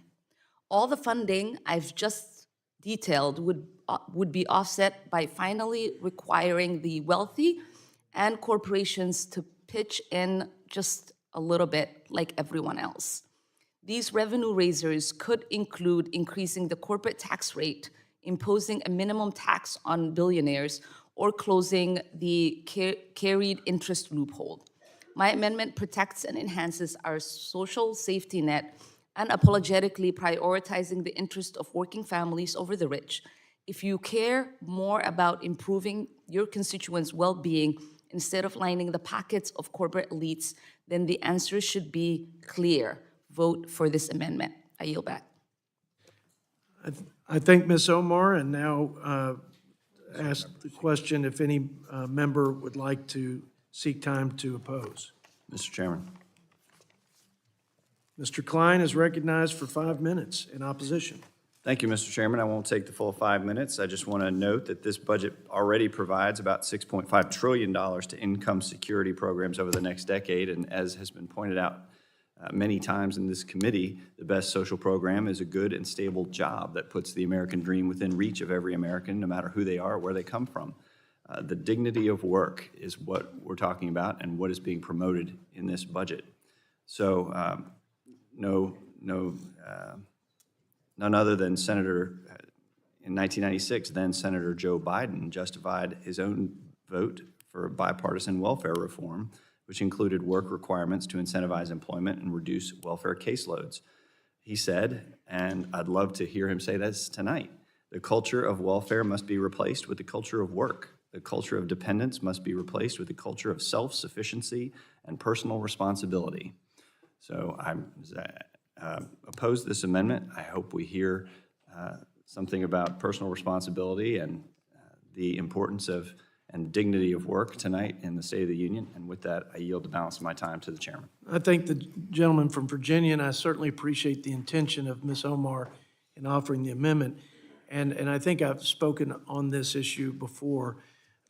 We have 100 means-tested welfare, roughly, programs in the federal budget and in the people's government here in Washington, and it's costing $1 trillion. I think the American people, at least every American I've met along this journey for 8 years, has a big heart for their fellow Americans in times of need or in situations where they can't make ends meet because they're working 2 jobs, especially in this inflationary environment, and they're still struggling.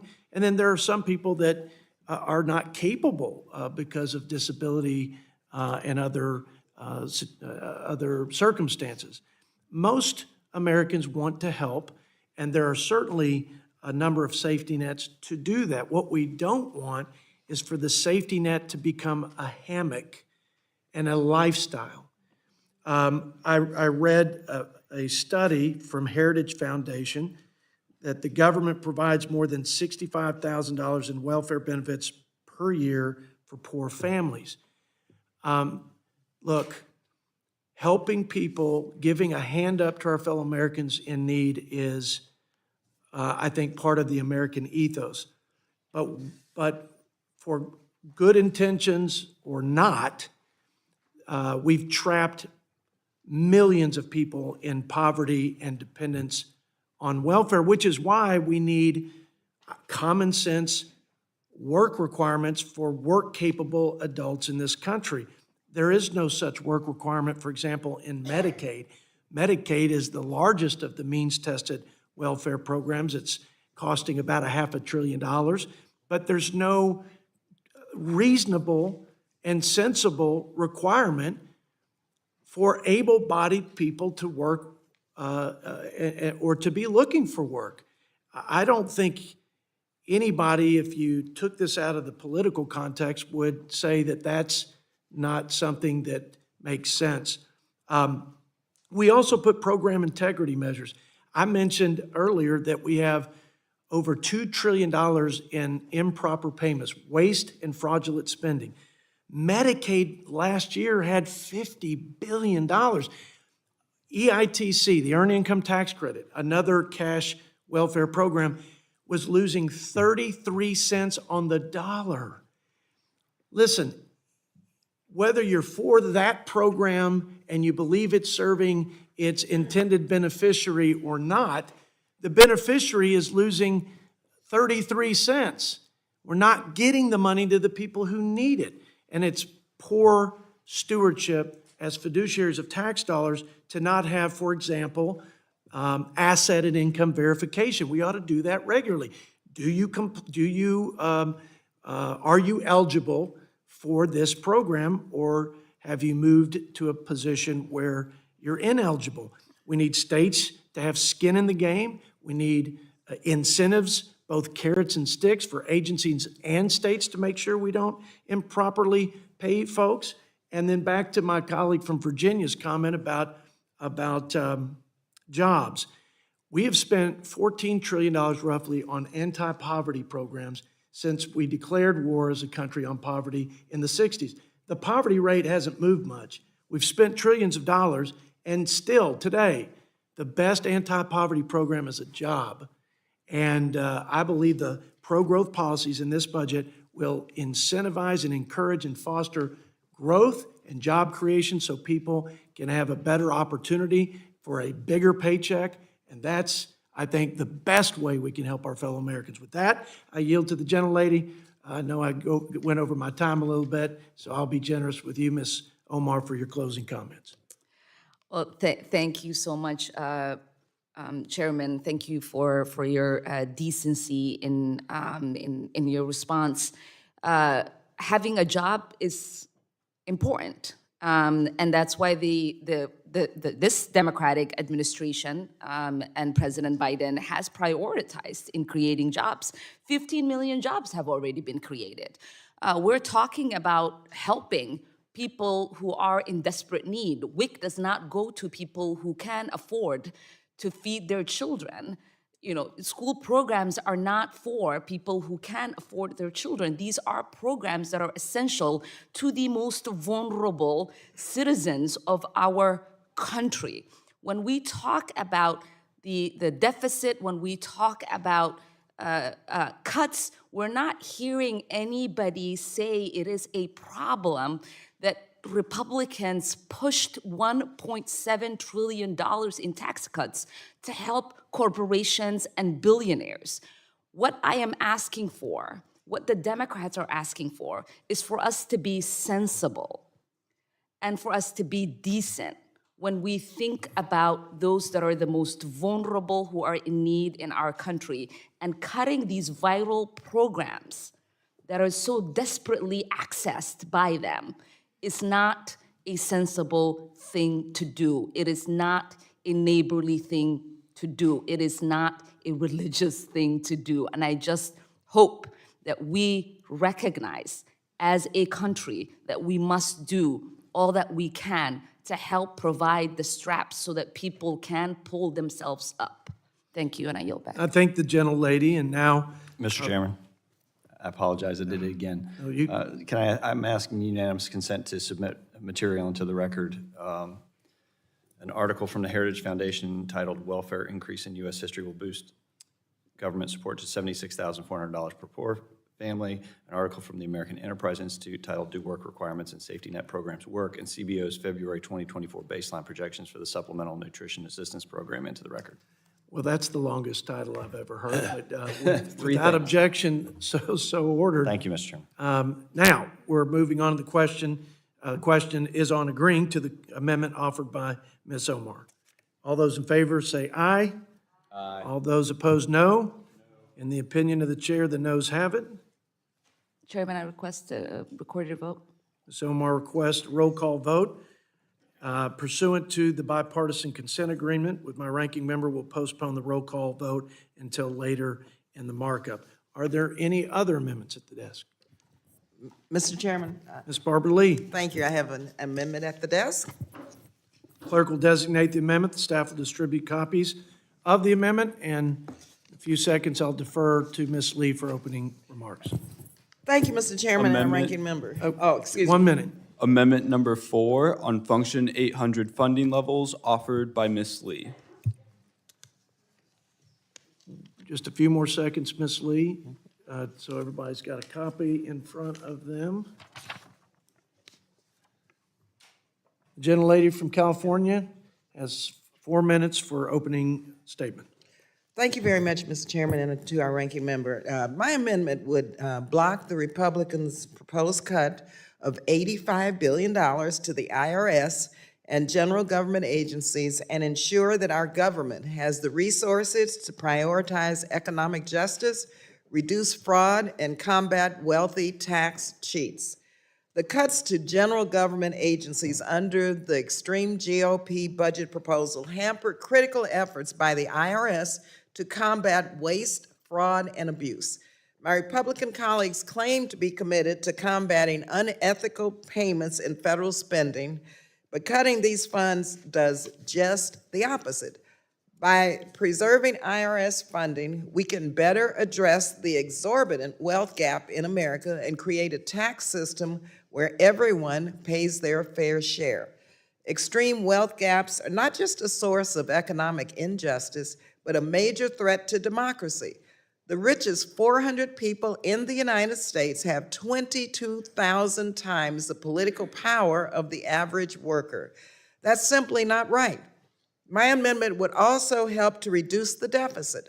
On February 29th, the Congressional Budget Office released a report highlighting how rescinding $35 billion from the IRS will reduce revenues by $89 billion and increase the deficit by $24 billion over the next decade. By rejecting these cuts, we can actually reduce the deficit that Republicans mention so frequently and increase revenue, allowing us to reinvest in communities that need it the most. It's unacceptable to allow these reckless GOP budget cuts to increase the deficit and enable wealthy tax cheats to exploit our system. So I encourage my colleagues to reject these funding cuts by supporting this amendment, and I yield back the balance of my time. I thank the gentlelady from California. Does anybody seek to claim time in opposition? Mr. Chairman. Mr. Roy from the great state of Texas, I yield 5 minutes. Well, thank you. I do seek time in opposition with all due respect to the gentlelady from California, with whom I'm happy to work on, for example, ending 20-year-old authorizations of the use of military force, and that we need to re-engage on that. Happy to work with you on that. And look, on this issue, my father worked for the Internal Revenue Service for about 24 years, I think. Which, you know, kind of odd for a, you know, conservative from Texas, but my dad moved here. He actually worked right down here, 1111 Constitution Avenue, and the work of the IRS is important to carry out the function it is charged to carry out. The expansion of the IRS under the so-called Inflation Reduction Act will have a disproportionate impact on people that do not have significant means. That's just the data from the IRS's own data. The number of audits that will be directed by their estimates, the IRS, on people who make significantly less, say under 100,000. You've got hundreds of thousands of Americans that would be dealing with the audits of the plussed up power given to the Internal Revenue Service. There's nothing in the IRA that limits those targets, by the way. It has some findings language that talks about it being focused on above $400,000, but there's no statutory requirement on that. But even so, I mean, the fact of the matter is roughly, and these are ballpark numbers, they change by the year, you know, the top 1% of the population is paying about 40% of the taxes. So I'm not sure what the fair share here is. If anybody over there can tell me on the Laffer curve or any other curve you want to put out economically about what tax rates yield the most revenue, if that is your goal in the first place, I don't think anybody in this room knows. I don't think anybody in this room knows what rates yield the maximum revenue. So then we've got the IRS here, and I'm going to yield to my friend from Utah here in just a minute. This bill is just simply empowering the IRS to go after large number of American citizens. And you know that, I think, is not something that is in the best interest of the people. The IRS audits the poor at 5 times the rate of everyone else. That's that bastion of conservatism, CBS News. New York Times, black taxpayers at least 3 times as likely to be audited by the Internal Revenue Service. The basic point is, so-called tax cheats can afford accountants and lawyers to manage a highly complex tax code, which is my last point. If we want to solve this problem, simplify the code, make it to where it is much more difficult to navigate that with tax lawyers and accountants, and let's get busy doing the work we need to do to get our fiscal house in order. And I would yield to the gentleman from Utah. I thank the gentleman and my good friend from Texas. Mr. Chairman, I ask unanimous consent to submit an analysis of the Economic Policy Innovation Center regarding the IRS revenue collections into the record. Without objection, so ordered. Much shorter title.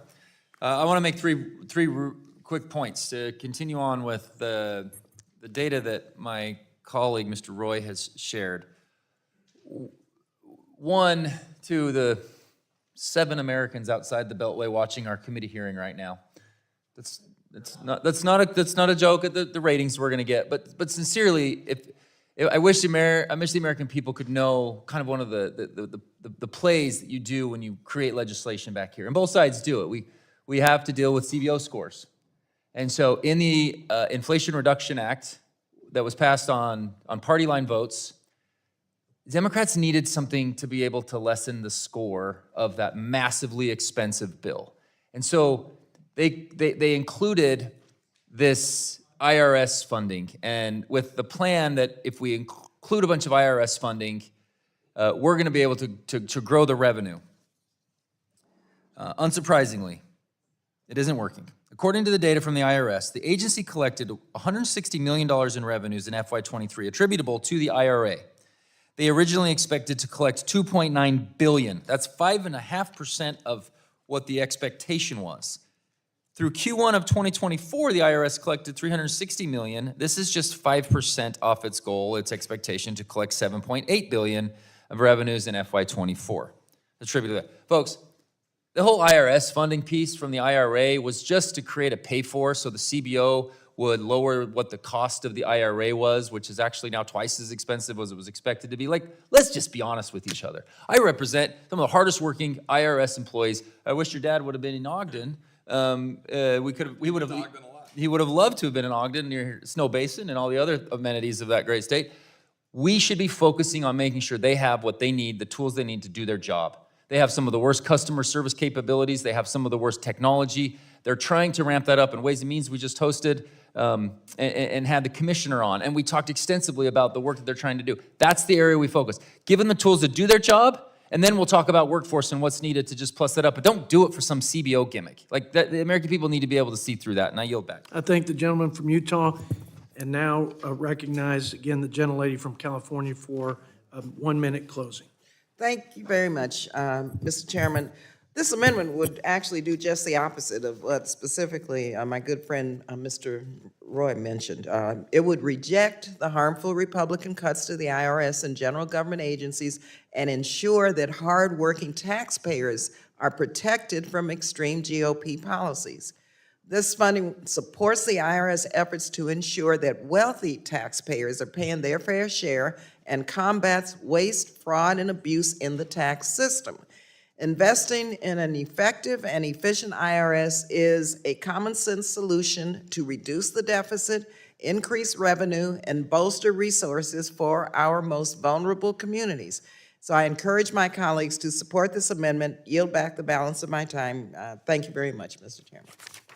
I thank the gentlelady from California, and the question now is on agreeing to the amendment offered by Ms. Lee. All those in favor say aye. Aye. All those opposed, no. In the opinion of the chair, the noes have it. Mr. Chairman, I ask for a recorded vote, please.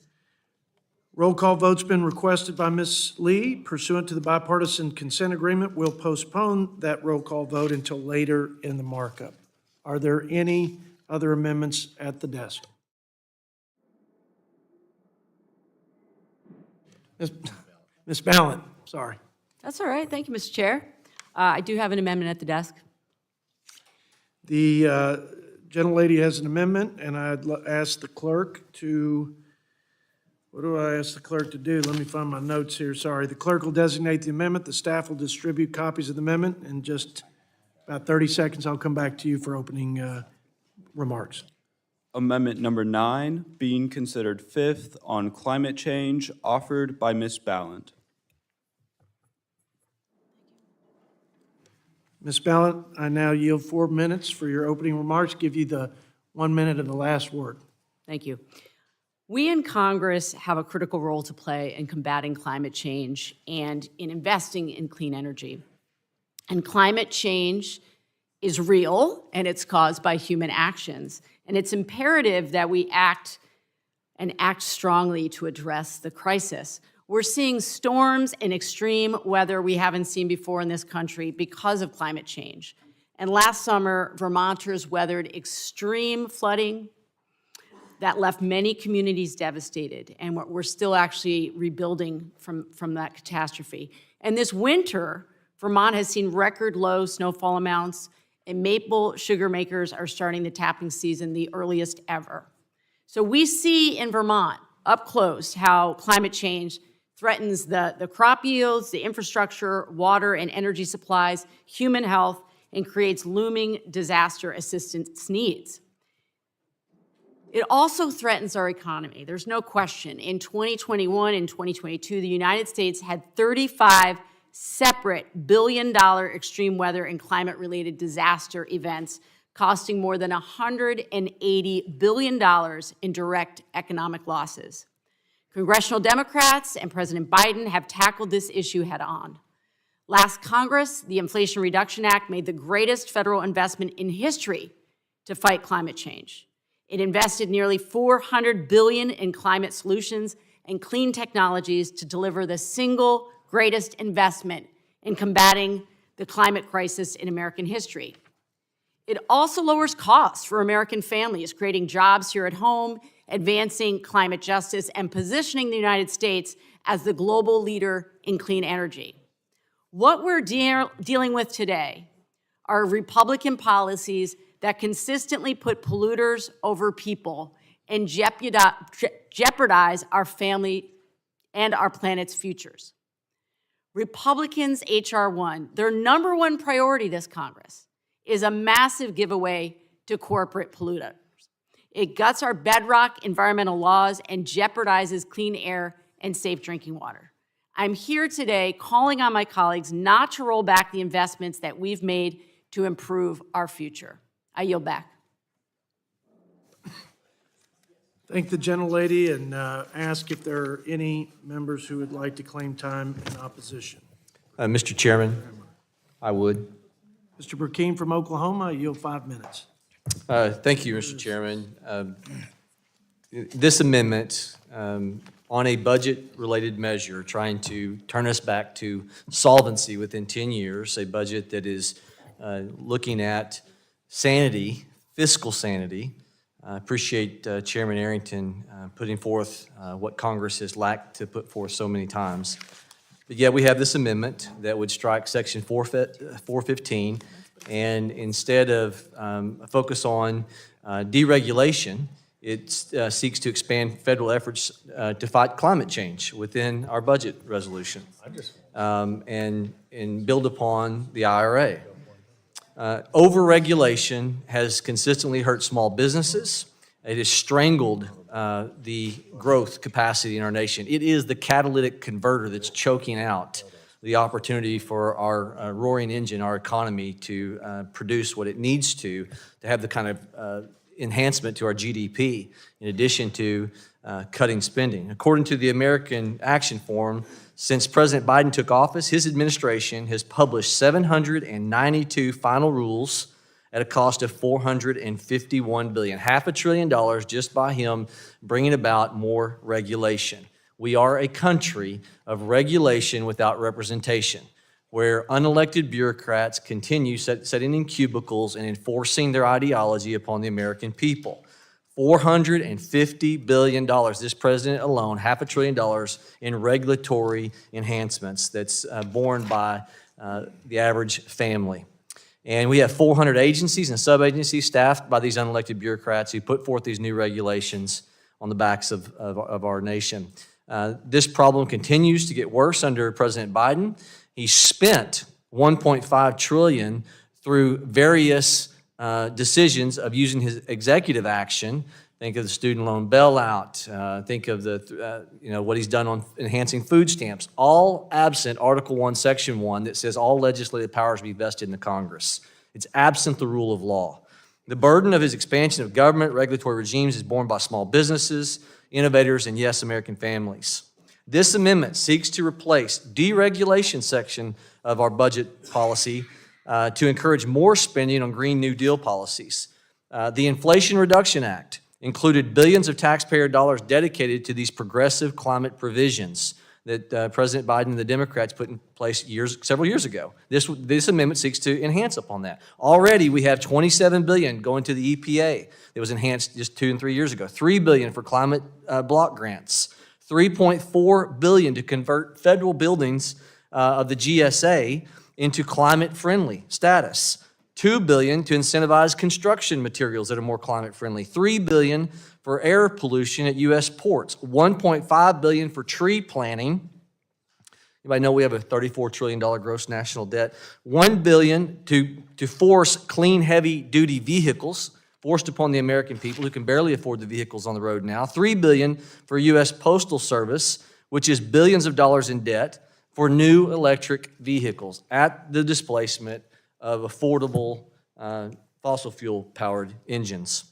In the days and weeks following a flood or a wildfire, you'll constantly hear people talk about, they blame that on climate change. Even in this amendment, it references in line 2 that there are rising sea levels and warming oceans, and it says that the United Nations Climate Change Panel says that these human activities are provoking all of this. Well, I would encourage my colleagues to take a look at something I commend Representative Gary Palmer from Alabama has put together in the policy booklet. Go through and actually look at what the UN panel on climate change actually says. To quote them and not be able to go to look at the specificity of what they actually say, they talk about flooding, hurricanes, tornadoes, and drought wildfire combos. You know what they say? They said that there's no causation and effect in the United States for those things on climate change. Yet every media outlet and every talking point up here that wants to advance the Church of Nature ideology always contends the opposite of what the UN themselves in their own panel actually says. It's pretty astounding. So, look, it goes without saying, many of us are opposed to this. I encourage a no vote on this amendment. We are already fundamentally struggling with regulations. The Mercatus Center study says if we just go back to the 1980 level of regulations, there would be a $4 trillion bump to our gross domestic product. And yet this amendment seeks to add more regulations. Mr. Chairman, I would seek unanimous consent to enter the record an article titled Tax Foundation Scott Hodge Monetizing Clean Energy Tax Credits Create a Sham for Bad Policy. And then Cato Institute's document comparing the cost of IRA energy tax credits to expensing. And with that, I'd yield, Mr. Chairman. Without objection, so ordered. The gentleman's time has expired. Ms. Ballant, you have at least 1 minute. I'll give you some change there, too, to make your closing comments. Appreciate that. Mr. Chair, I agree with my colleague that we do need fiscal sanity. Absolutely. And it's utter insanity not to deal with the climate emergency. You also spoke, my colleague also spoke about small businesses.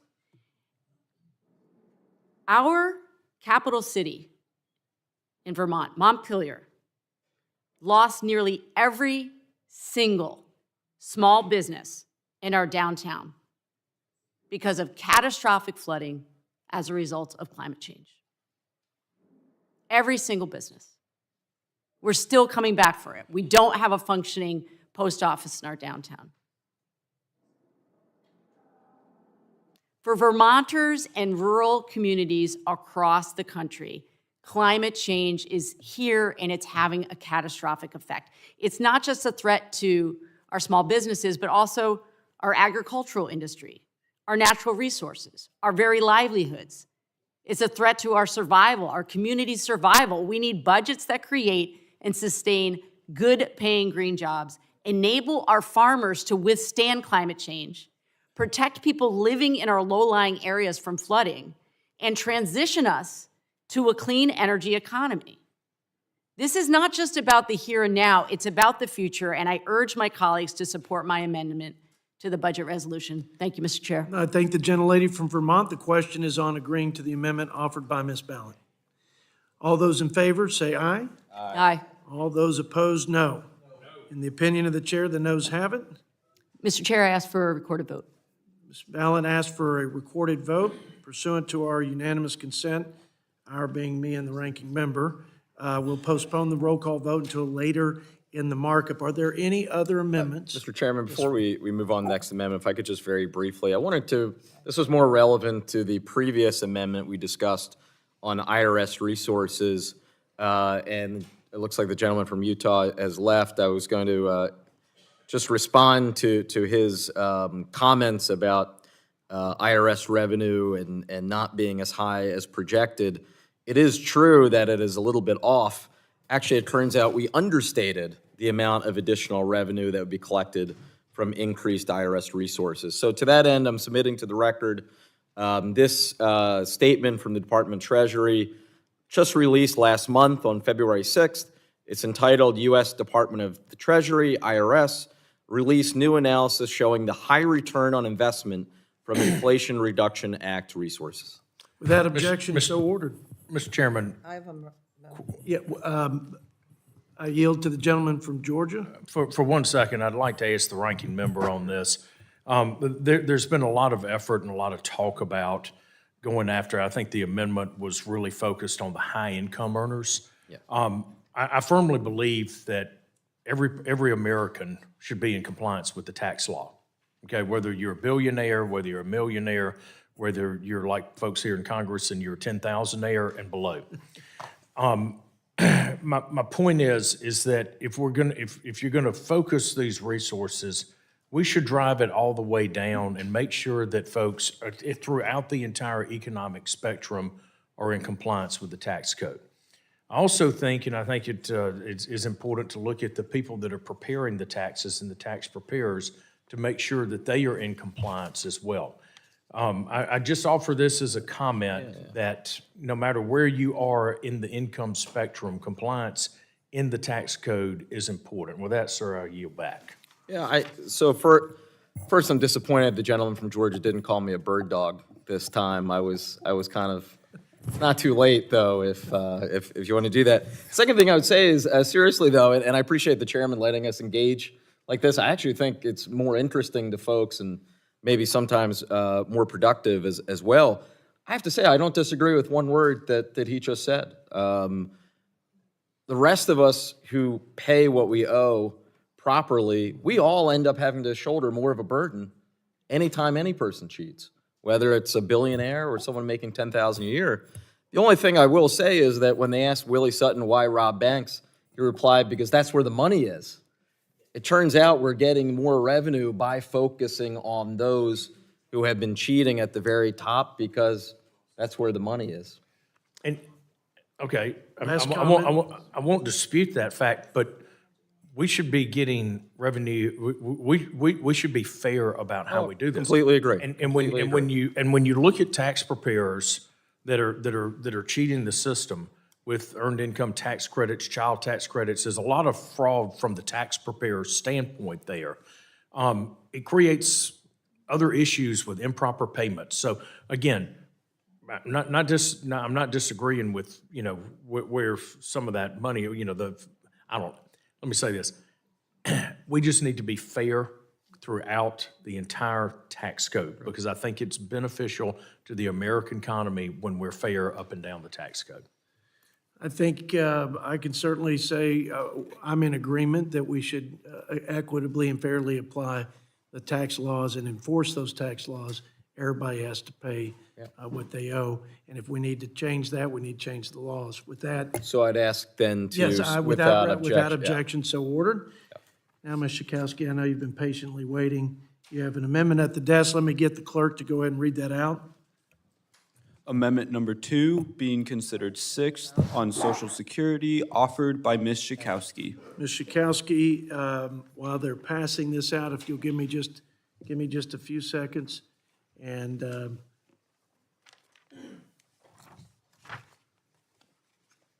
I yield 4 minutes to the gentlelady from Illinois for 4 minutes, and then we'll debate, and you'll get a 1 minute closer.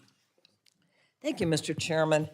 I don't think it'll surprise anybody that I wanted to discuss an amendment that has to do with Social Security. There are 70 million Americans that are on Social Security right now, and many of them depend on Social Security for most of their income. That's about 70% of those 7 million recipients rely on Social Security for most of their income, and I know that in every single congressional district, people are happy to get that Social Security check. And And I think it's really important to understand how much people pay into Social Security. This is not a gift to people. This is an earned benefit. With every single paycheck, workers pay into Social Security. And at the end of the day, they expect to get it back. In 2023, the average American paid a maximum of, paid into Social Security. But many people do get away with not paying very much. The maximum that I'm missing this. Where is that? 22,000. The maximum.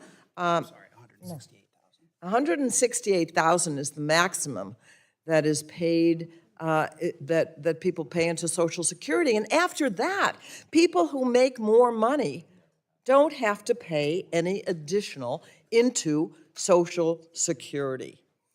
And so, and the average benefit that people get is very little, about $23,000 a year is the Social Security benefit, and if you're a woman, it's about $2,000 less than that. So we all are happy for the constituents that we have that get Social Security. But let me tell you what my amendment is. My amendment, and I'm hoping that you can all vote for this, my amendment states that it is the policy of the budget resolution to make sure that we strengthen and secure Social Security by making sure that the benefits are there, and that we extend the Social Security solvency for many years to come.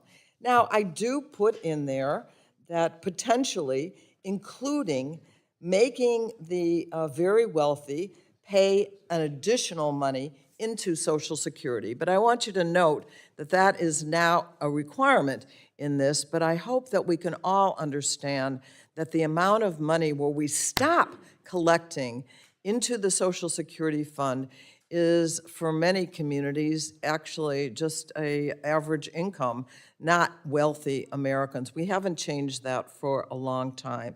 So we think it is time to raise the amount of money that the wealthiest Americans pay into, but for sure, all of us ought to agree that those benefits have to continue and that the solvency of Social Security should go on for many, many years. And with that, I will yield. I thank the gentlelady for being so punctual. You should have been here at the beginning to set the standard for everybody else, because it's gotten away from me. But I'm going to yield now to the chairman of the Social Security Subcommittee on Ways and Means for rebuttal. The gentleman from Georgia, yield 5 minutes. Thank you, Mr. Chairman, and I am just thrilled to know, and I say this with sincerity, that my colleague offering this amendment is as passionate about securing benefits for retirees as Republicans are. And I think that one of the things that we need to recognize is that this is a big issue, and it will be solved in a bipartisan manner. And this budget resolution sets up a bipartisan debt commission, and that will be one of the functions of that, is to address that in a bipartisan way. If we do nothing, we will wind up paying beneficiaries significantly less by year 2033. So doing nothing is not an option. But I will also tell you that simply raising revenue by those people making $400,000 or more is not going to solve the problem either. It is not even going to solve a quarter of the problem, okay? No. Here's the other problem that I have with the amendment, and talking about people making $400,000 or more and corporations paying more.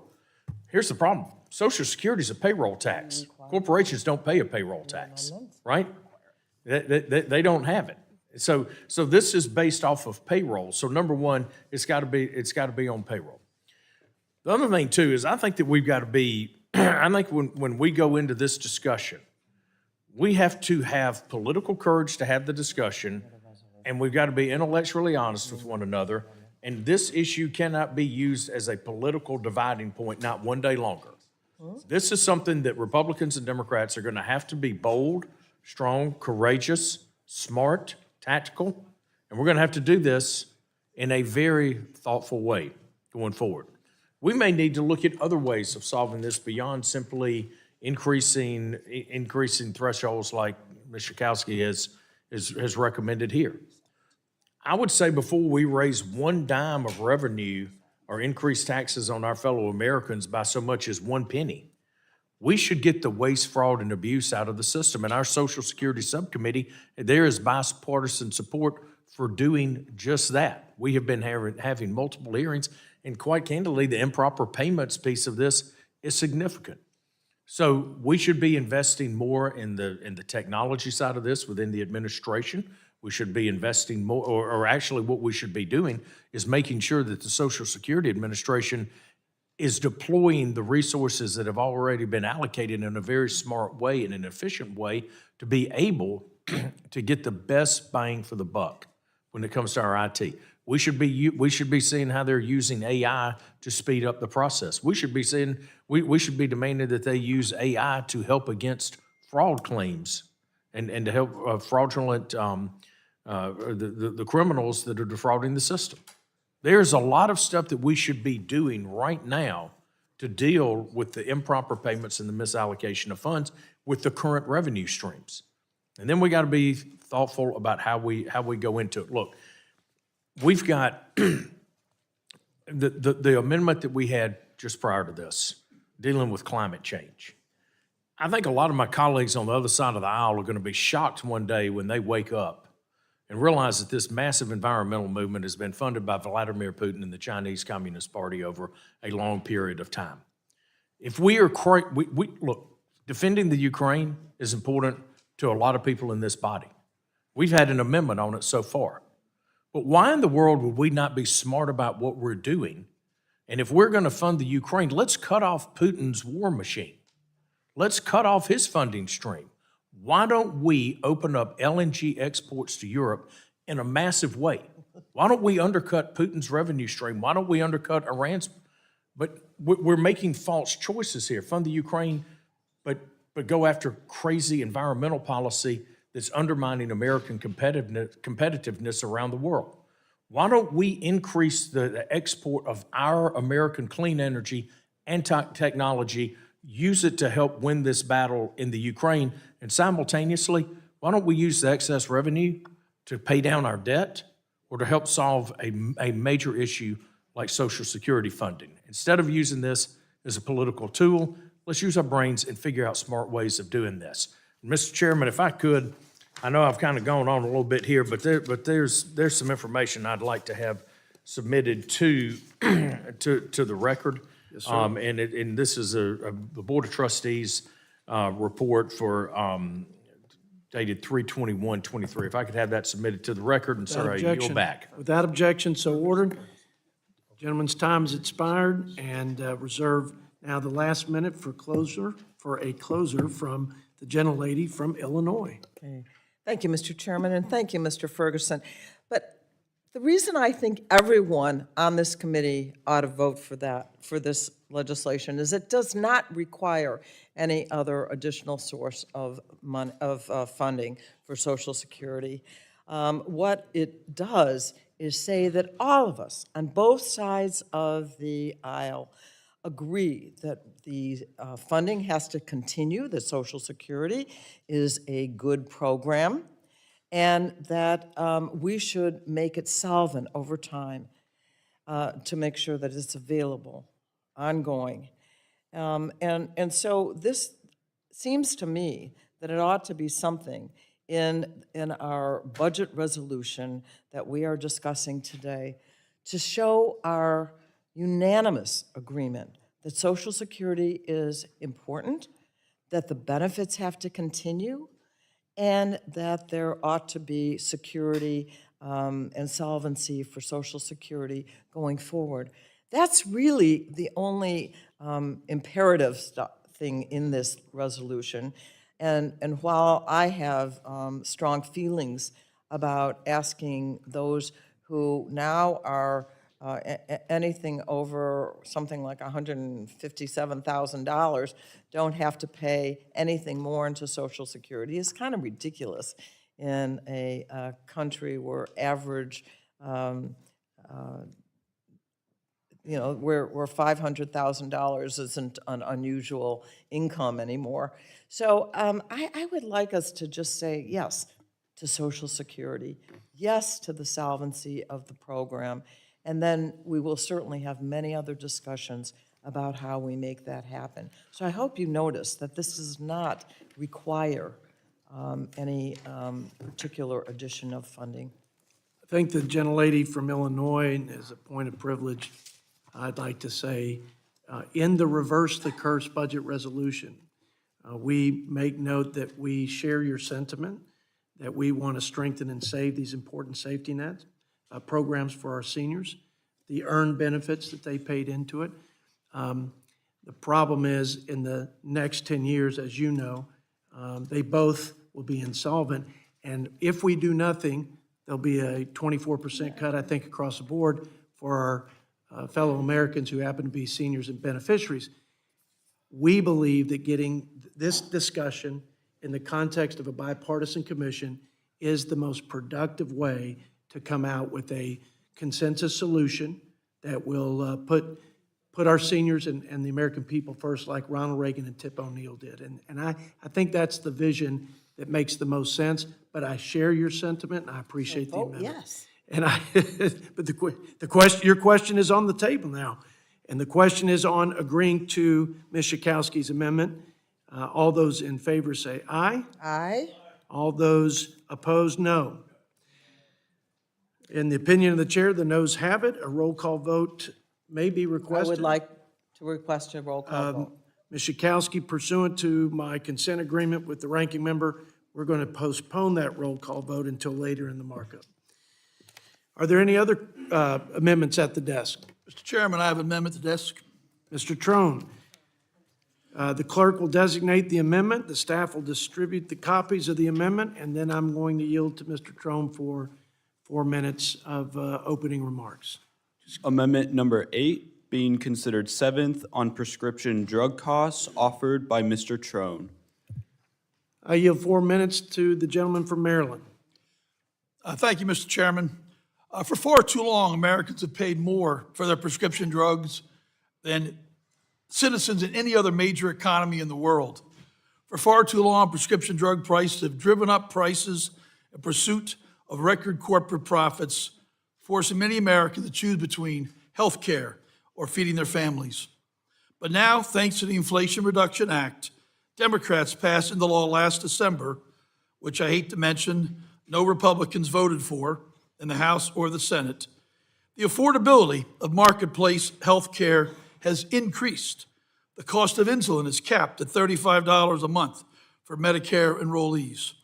And for the first time in history, Medicare can directly negotiate the price of covered prescription drugs to combat Big Pharma's price gouging, saving money for patients and taxpayers. Huge win, a huge win for Americans. In my home state of Maryland, the $35 monthly insulin cap has lowered the cost of out-of-pocket for over 21,000 Marylanders. Monthly marketplace premiums have been reduced by hundreds of thousands of dollars for roughly 153,000 Marylanders. Free vaccines have benefited 55,000 Marylanders. And Medicare Part D reforms will save residents nearly $111 million in 2025. These savings are changing lives for the better in our communities all over the country. And so for these reasons, we must protect the vital provisions under the Inflation Reduction Act and reject efforts to weaken this transformative law. That's why I urge my colleague to support my lower prescription drug cost amendment. This amendment strikes the language that threatens Medicare drug price negotiations and inserts a new policy statement on lowering prescription drug prices for American families. It's imperative we empower Medicare to negotiate drug prices so our seniors can get a better deal. Our seniors are depending on us to do the right thing, to lower drug costs and put an end to price gouging. I welcome your support. I yield the balance of my time. I thank the gentleman from Maryland, and unless any of your Democrat colleagues want to comment, I'm going to open it up for any member that would like to claim time in opposition. Chairman, I claim time in opposition. Mr. Blake Moore from Utah, I yield 5 minutes. Thank you, Chairman. Some of the other members. Chairman, I think you and I know each other for a few years. Feels like many. You know that I have a problem with candor and sometimes being a little too much so. What we're doing here, this exercise right now, and particularly with the last amendment, but probably all of them, to force a vote so then we can do political attack ads. And you know what? Our party's, guilty of it too. If we truly want to deal with the last one was named Protect Social Security Benefits and Solvency, let's come together. When we offered a bipartisan debt commission, and it was and there was a handful of really close, good friends of mine on the Democratic side willing to support that. I think we'll get a bunch more when we get it to the House floor. I encourage others, and to my colleague and my friend from Maryland, we've talked about a lot of those same issues. I think there's more there that we can do in a productive way than put out the amendments, force the vote, and then all of a sudden, you see some attack ads going to the more vulnerable districts. Again, sorry for being too candid on how we operate here, but we can do better. We can do better than this. Drug costs are a hugely important thing too. And so I'm going to speak to this amendment a little bit and share some. And I also, another game that's played back in Washington is when the majority creates a bill, then the minority will usually come up with a counter name to it. They're usually pretty funny. There is one that I did end up liking a lot. I don't overly use them, but when the Inflation Reduction came out, we came up with the same sort of name-calling bill in response of Innovation Reduction Act. And while those are gimmicky, I will admit, I do want to hit the point of when we go after these big government price controls, we are limiting the ability for the industry to create more cures. There's one particular really strong piece of information that I wanted to share. I'm just going to read it. The CBO has acknowledged that innovative new drugs hold the power to significantly reduce health spending, particularly by addressing chronic diseases, which are a huge cost to the U.S. healthcare system. I have toured multiple different Bio Utah and BioHive. There are these two organizations in my home state that are heavily focused on creating the innovation needed to be able to tackle our biggest health issues.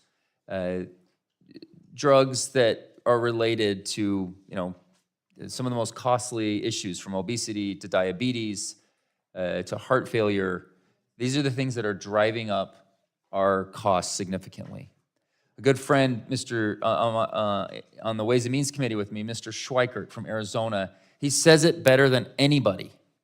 Everything we're doing in healthcare-related policy right now is having just another group finance it. And that's what I view the Innovation Reduction Act to have done, was, okay, so we're gonna cap this, and then we're gonna force another group to pay. Nobody is actually solving true healthcare costs. And what I believe this amendment will do, what we're trying to do in the healthcare world is add transparency, add competition, things that drive every other market that we exist in, that we, in bipartisan agreement, agree is necessary for the private market to exist. But for some reason, healthcare is like, we can't provide patient choice. We can't provide that transparency. So a patient, an outpatient, not even talking when you're in an emergency, can choose, oh, that x-ray is X dollars, this x-ray is Y dollars. I should be able to choose this provider over this thing. We just want to create that and actually lower healthcare costs. What we're doing here arbitrarily limits our ability to go after cures and to go after true healthcare expenditures. You've seen the, what point? An analysis from the Nonpartisan Congressional Budget Office concluded that the IRA will lead to fewer medicines reaching patients. Independent analysis from leading economists, including from the University of Chicago, has forecasted the IRA will lead to over 100 fewer cures and therapies reaching patients. And as my time expires here, I want to make sure that I request unanimous consent. The point is, we need to go after cures. American innovation leads the charge here. And we need to maintain that is what we have here in the U.S. Chairman, I ask unanimous consent to submit a letter from CBO to Senator Whitehouse acknowledging innovation prescription drugs that have reduced federal health care spending into the record. Without objection, so ordered. Thank you, and I yield back. Time has expired, and we will yield now a minute to our friend from Maryland for closing comments. It will take a magic minute if you want and be a little generous. Oh, that'd be great, Mr. Chairman. I just would respond to my colleague that thank God he's not running my business. Thank God. Because he likes the idea of having not be able to negotiate for anything he buys. Everything he buys, he's happy to have the price from the supplier, Big Pharma, just give him the price and accept it and say, that's all good. How good is that? Well, that's not good. Big Pharma makes more as a percentage of sales than even the software companies do. Big Pharma is gouging Americans. Talk to a Big Pharma corporate executive. Talk to a CEO. I have, and they'll tell you 3 times more than what we pay because countries like France say, give us a better price or we're not going to carry your damn drug. We'll carry another drug that does the same damn thing. But we're here supporting, you are supporting Big Pharma. You're taking their money, you're taking their pay, you're taking their donations, you're taking their PAC money, and it's no wonder you don't want to do anything to upset Big Pharma. That's all you are, a tool of Big Pharma, and it's ridiculous, and we're tired of it. So get with the program and support the American consumers. Thank you. I thank the gentleman from Maryland, and now the question is on agreeing to his amendment. All those in favor say aye. Aye. All those opposed, no. No. In the opinion of the chair, the noes have it.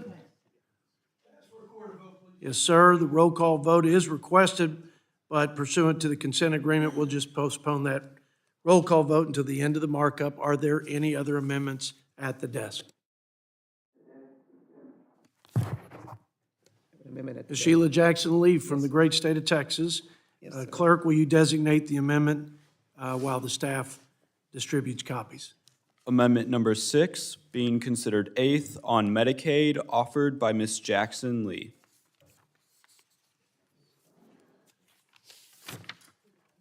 Now yield 4 minutes to the gentlelady from Texas.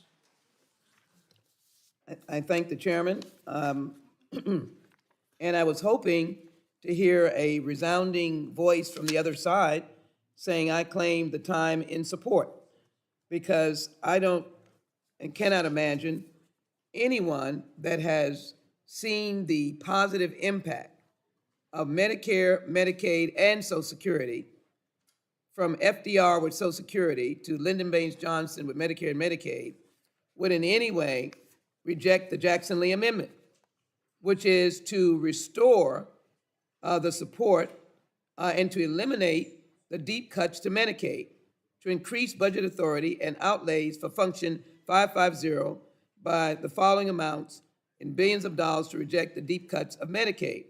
And of course, I'll just hold up for pictorial sake the work that we've done, and we've done serious work.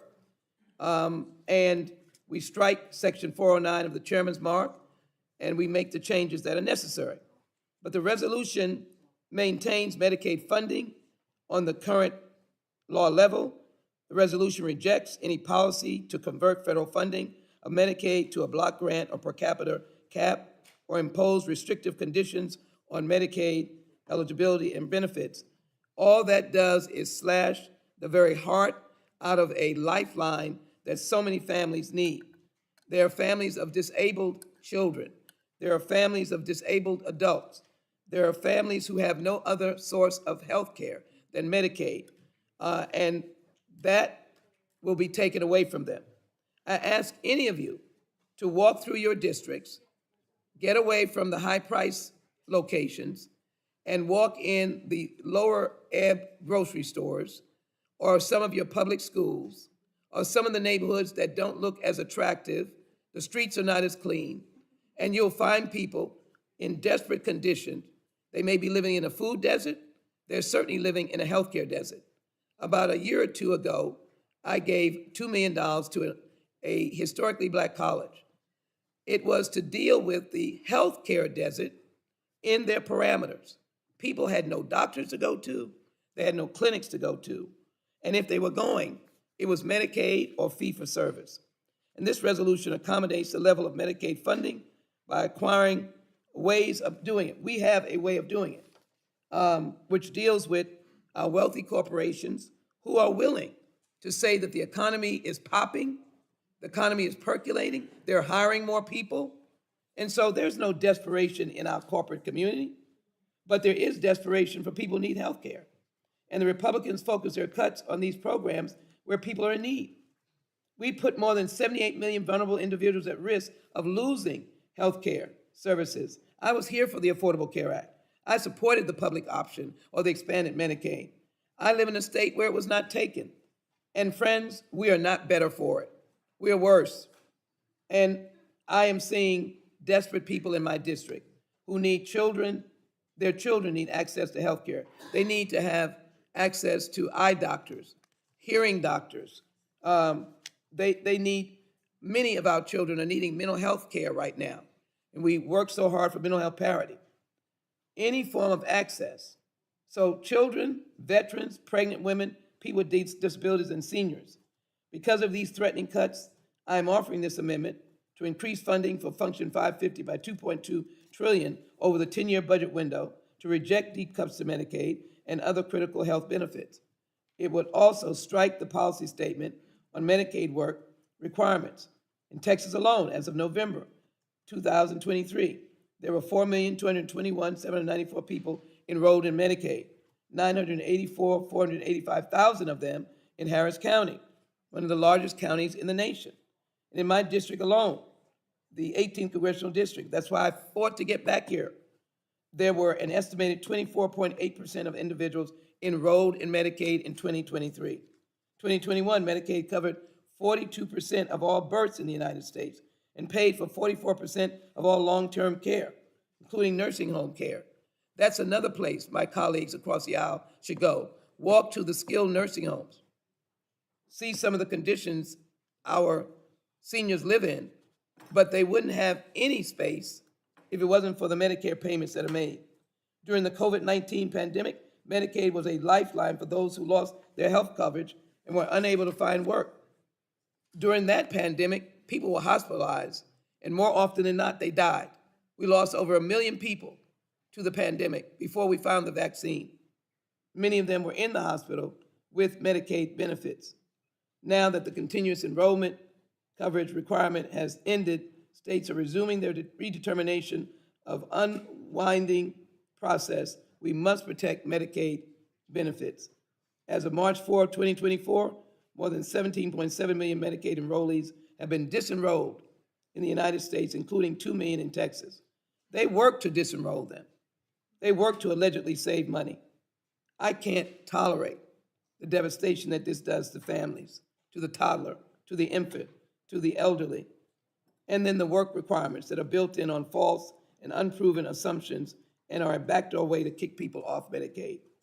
I can assure you that we do ill to this nation, do ill to our economy, if we continue the path of the Republicans to gut Medicaid. The program actually helps low-wage workers to get care that enables them to remain healthy enough to work. Mr. Chairman, please join in supporting the Jackson-Lee Amendment. It is the humane and right thing to do for America. I yield. I think I reserve my time. I think the gentlelady, her time has expired. We will give you 1 minute, though, to close. And I'm going to open it up for any member, though, now who would like to claim time in opposition for 5 minutes. Are there any members who'd like to? Mr. Ferguson from Georgia, I yield 5 minutes. Thank you, Mr. Chairman. And, I'm going to speak in opposition to this amendment on several points. Number one, I was a Medicaid provider for a number of years in my dental practice. And there's a significant difference between having access to a program and utilization of that program. And I can look at what we've done. Let's ask 3 questions. Are we healthier now than we were prior to the ACA? The answer is no. Every stat shows that Americans are less healthy today. Do we have better utilization of the system today than we did prior to the ACA? The answer to that is no. And the third question that I think we ought to ask is, are we paying more or are we paying less for our health care insurance today than we were prior to the ACA? And the answer to that is no. So utilization is below where it should be. Americans are less healthy, and we're spending an exorbitant amount of money on this issue. And so to say that we just need to do more of the same is going to push Medicaid to grow in an unsustainable way. We aren't doing anything to go after the improper payments and the waste, fraud, and abuse that is happening in this particular space. So let's be real about this.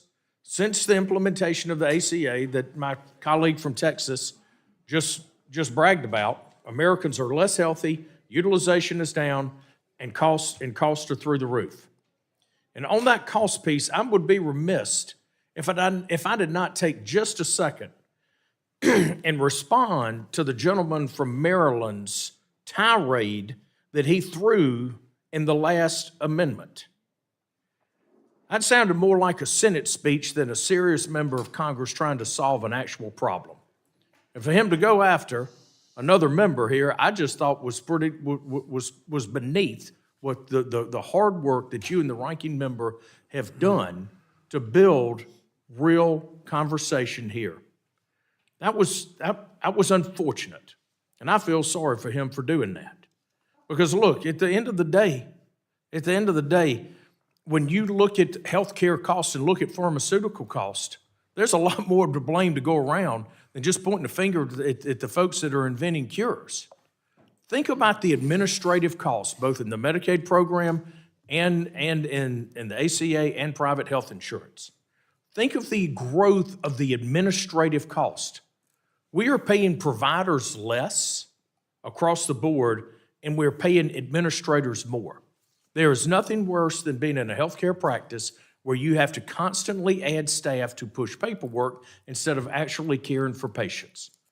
And the vertical integration of the healthcare delivery system that's both incentivized and caused by the ACA is driving administrative cost and middleman cost through the roof. You know, if you want to make a real impact on drug cost here in America, maybe we change the capital structure on how research and development occurs. Maybe we fix the supply chain issues so we can do it here in America.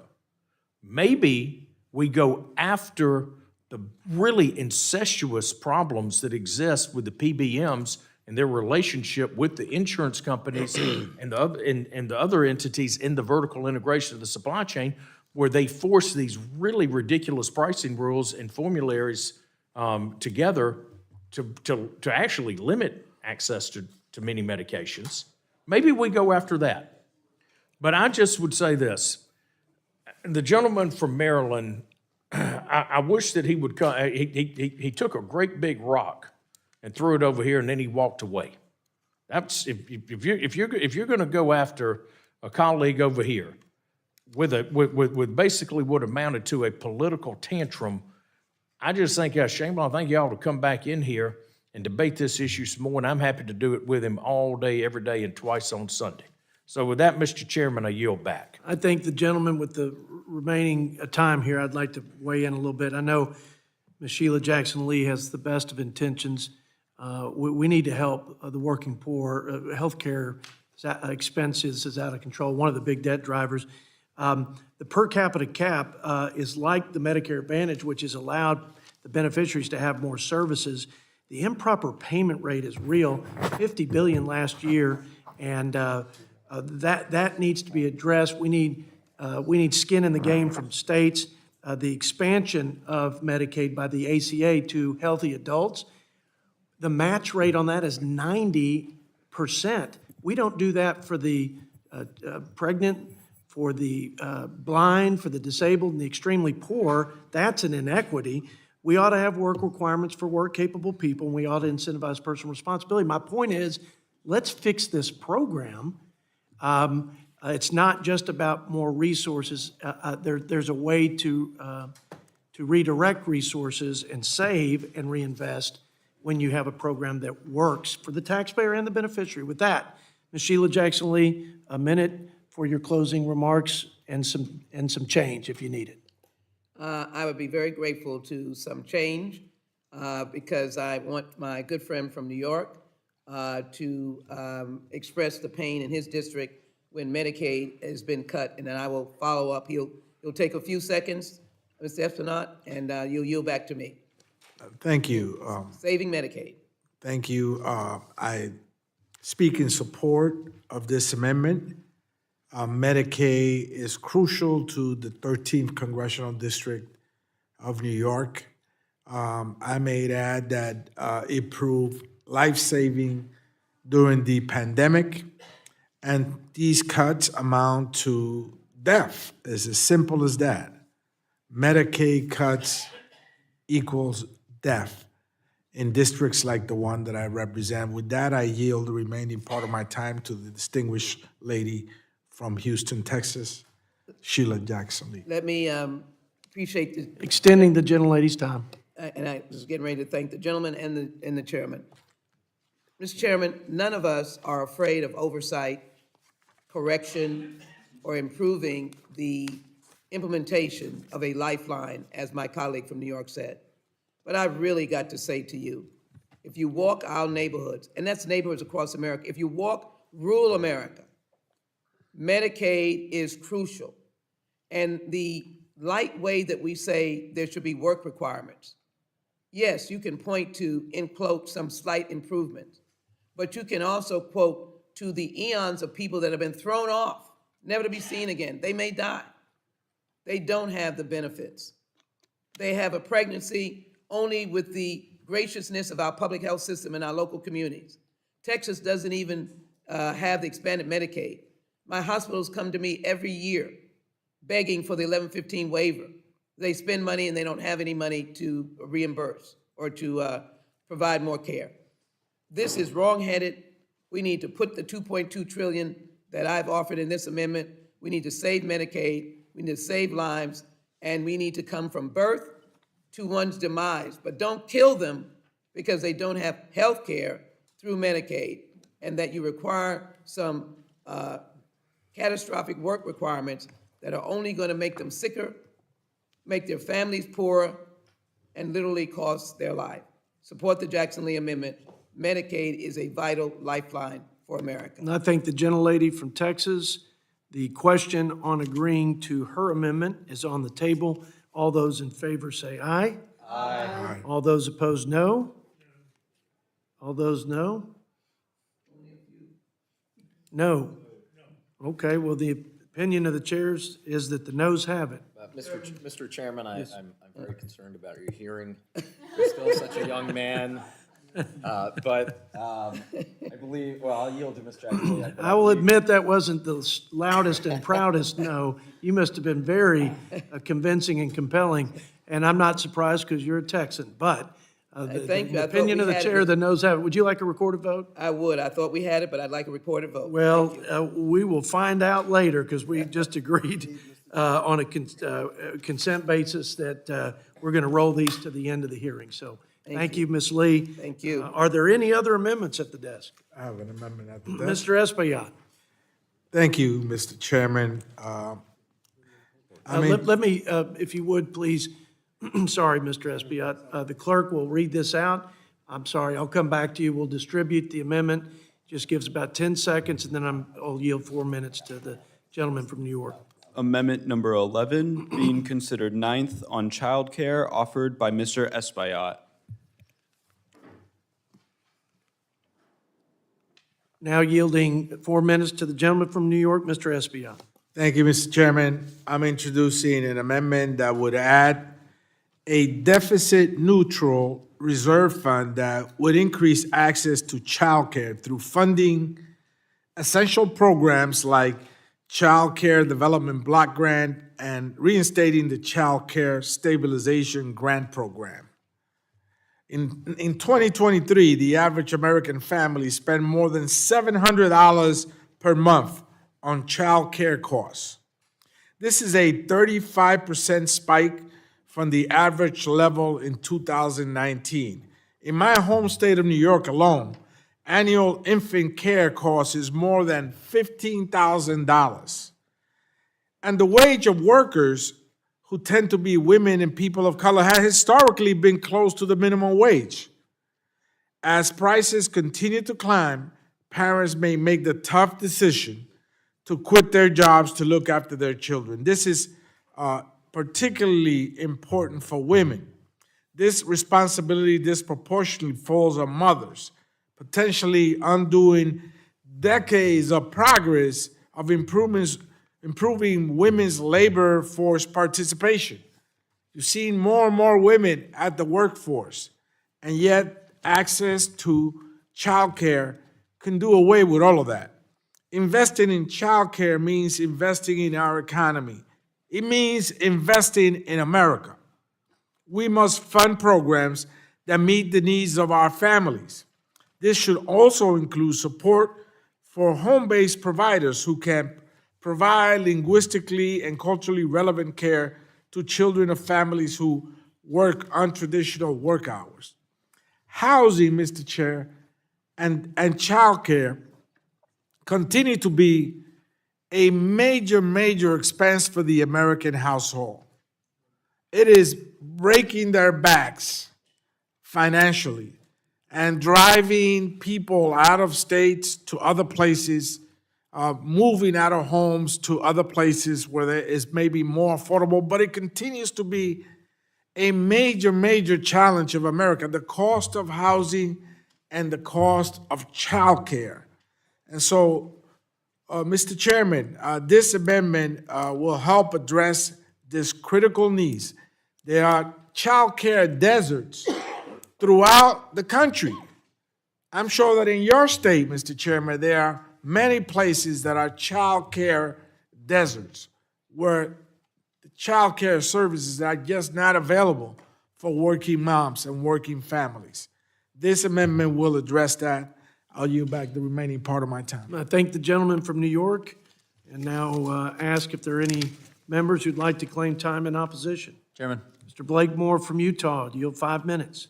Thank you. And before I forget and do it at the last minute, something I often do, I ask unanimous consent to submit a report from the American Enterprise Institute into the record.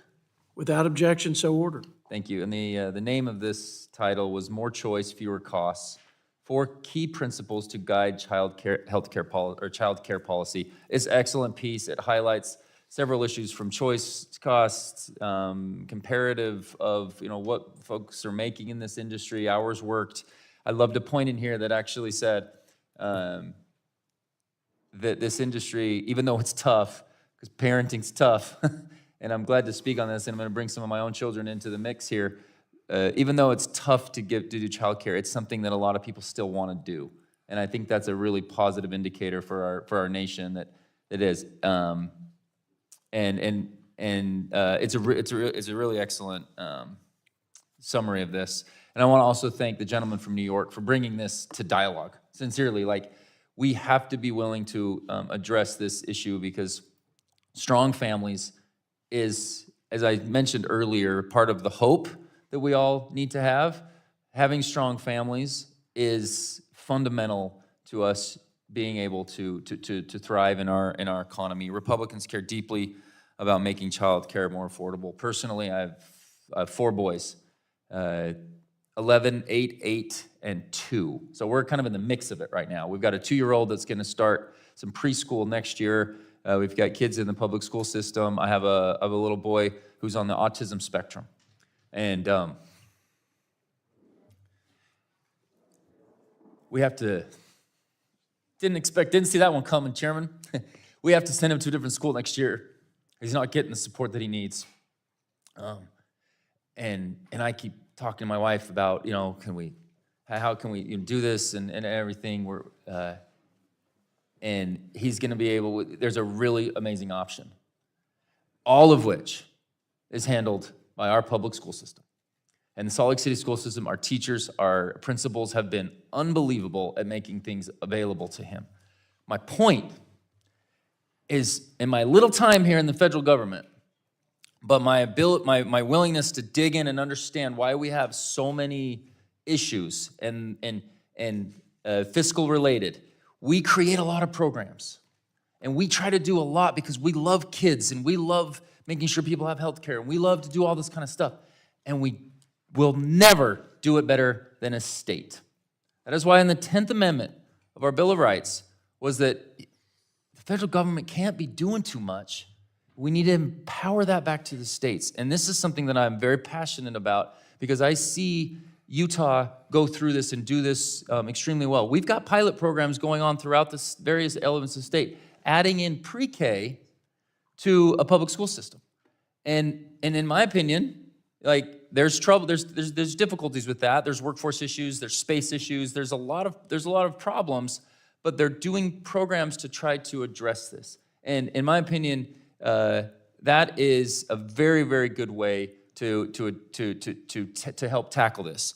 But in addition to all the different talking points that you can do on this, we need to be able to foster choice and competition and allow for these certain free markets to apply. But the fundamental issue for me is, and I see us do it so much, we try, we care, we want to establish a whole bunch of government programs, then they get lumped into mandatory spending, and then they get left there, and we never vote on them again. We never have the ability to reform them. We never have the ability, in even a bipartisan way, to go and address this until it gets so dire that we have to propose a bipartisan fiscal commission to try to deal with some of these major programs that we do. So my point on this is we all care about children, and we know that childcare costs are very difficult. We're experiencing it ourselves. But we have to be able to enable the states and our local communities to deal with this better. And if we try to do too much, I know this will get lumped into mandatory spending, and then it becomes a massively growing pot of money that we will continue to run deficits for. And I make those points sincerely about my own experience and seeing the amazing work that is done in my local school and our school district and from our state. And I want to encourage us to embrace that as much as possible, and I'll yield back. I thank the gentleman in 9 seconds. We can't pay for the mandatory programs we have today because of the debt to borrow to pay for them. Every child under 18 owes $500,000. I know your intentions are good. I think there are better ways to do it at the local level and ways to incentivize businesses and to offer some of these benefits. But I think it's an issue, and I think we need to do it. We just got to do it the right way. But you get the last word, Mr. Espaillat. Thank you, Mr. Chairman. I appreciate my colleagues' comments. 4 boys, I feel your pain. But even though we may have differences on how to approach this locally versus the federal government, I think the federal government could be a force of good.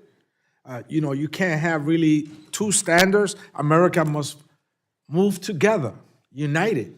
You can't have opportunities in one state and denial in another. So childcare is truly a necessity. And as you see, Mr. Chairman, it's a bipartisan necessity. It's a bipartisan crisis. It's not just in blue states, it's in red states. It's not just in my district, it's in my colleague's district. And it's a necessity, and too many families do not have access to quality care.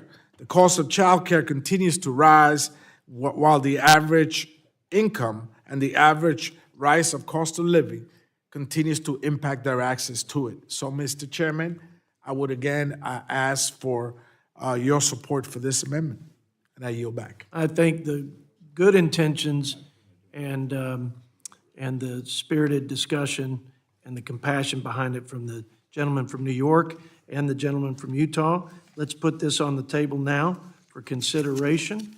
Question is on agreeing to the amendment offered by Mr. Espiat. All those in favor say aye. Aye. Those opposed, no. In the opinion of the chair, the noes have it. I ask for a recorded vote, Mr. Chairman. Gentleman has requested a recorded vote pursuant to our consent agreement. We will postpone the roll call vote, but we'll have one. It'll be at the end of the markup. Are there any other amendments at the desk? Mr. Doggett, from the great state of Texas. Thank you very much, Mr. Chairman. You don't want to amend another Texan's budget resolution, do you? I want to achieve the objectives that you recognized yesterday in a very eloquent comments in the Ways and Means Committee. When you said that our nation's debt is a serious problem and that tax cuts don't pay for themselves. Will the gentleman yield for 1 minute? Just 1 minute? Let's go ahead and get the clerk to read this out, and then I'm going to give you 4 minutes and then a minute to close. Amendment number 5, being considered 10th on the tax reserve fund offered by Mr. Doggett. Okay, I'm going to yield 4 minutes to my friend from Texas, and then we'll have a 5-minute rebuttal. He'll close with a minute. Mr. Doggett. Well, thank you very much, Mr. Chairman. As I was saying, I thought you spoke well yesterday in the Ways and Means Committee. We might differ about how much of the problem we have now is the result of Democratic spending and how much of it is the result of Republican tax breaks. But however you deal with it, we will not solve the problems that we have in our fiscal house by spending changes alone. There have to be revenues that are added, and your comments indicating, as certainly not out of line with every Republican witness I've ever questioned over many years in the Ways and Means Committee has said the same thing, that these tax cuts don't pay for themselves. It works well at political conventions to say the contrary, and the myth is promoted, but I offer this amendment in the spirit of fiscal conservatism and the spirit of honest budgeting. This amendment ensures that we accurately and forthrightly consider the fiscal impacts of any change in the tax code. As you have it currently written in Section 302 of your resolution, you basically just kind of wink at the tax cuts. And so we can put in place here a resolution that appears to have balance, but if you ignore the giant deficit gaps that are created by unpaid for, unlimited tax breaks, then you do not have a true budget resolution. These are the kind of changes that explode the deficit and would not be counted as cost of the budgetary total. This proposed resolution, as written with this section, really permits the fiction that a budget with massive revenue cuts would somehow improve our fiscal situation instead of dig just a deeper hole as has happened in the past. I think that with this section in the bill, which I would adjust to make it deficit neutral, that you really have the kind of gimmicks that the Congress budgeting process, when it has occurred, have made really pretty worthless. And figuratively, worth less is the value of a budget that ignores this, really worth less than the value of the paper the resolution is printed on. This amendment just makes one simple but crucial change. Further tax cuts must be paid for. You can pay for them with revenue, you can pay for them with spending changes, but you can't leave them just out there hanging and ignore them. For instance, a number of my Republican colleagues are sponsors of legislation to extend the expiring Trump Republican tax cuts of 2017. The estimates that have been done of that show that it will deliver tax cuts, over $25,000 per year on average for the richest 1% of Americans, and for the poorest 20%, about an average of a $100 reduction. And all of that will come, according to the Nonpartisan Congressional Budget Office, at a tremendous cost, about $3 trillion. $3 trillion more to our deficits if there is not a way of offsetting it with revenues or spending. Without my amendment, we're headed to another budget-busting reality, just as happened in the past. I, of course, served on the Ways and Means Committee when Alan Greenspan responded to my questions and indicated the problem under President Clinton was we were paying down the budget too fast. We had a balanced budget at that time, but multiple rounds of tax cuts have created much of the problem that we have today. We need to consider that, and I would just urge, Mr. Chairman, adoption of this amendment to be consistent with your comments yesterday and to make this budget resolution consistent with what you say the objective is, to really get our fiscal house in order, which I agree with you we need. I yield back. I thank the gentleman from Texas and ask if there are any members who'd like to claim time in opposition. Mr. Chairman, I'd like to claim time in opposition. Mr. Yakum from Indiana, I yield 5 minutes. Thank you, Mr. Chairman. I ask unanimous consent to submit an article from the Cato Institute entitled "Research Shows Taxes Matter for Investment and Growth" into the record. That objection, so ordered. This amendment would modify the reserve fund for pro-growth tax policies by requiring it to be deficit neutral.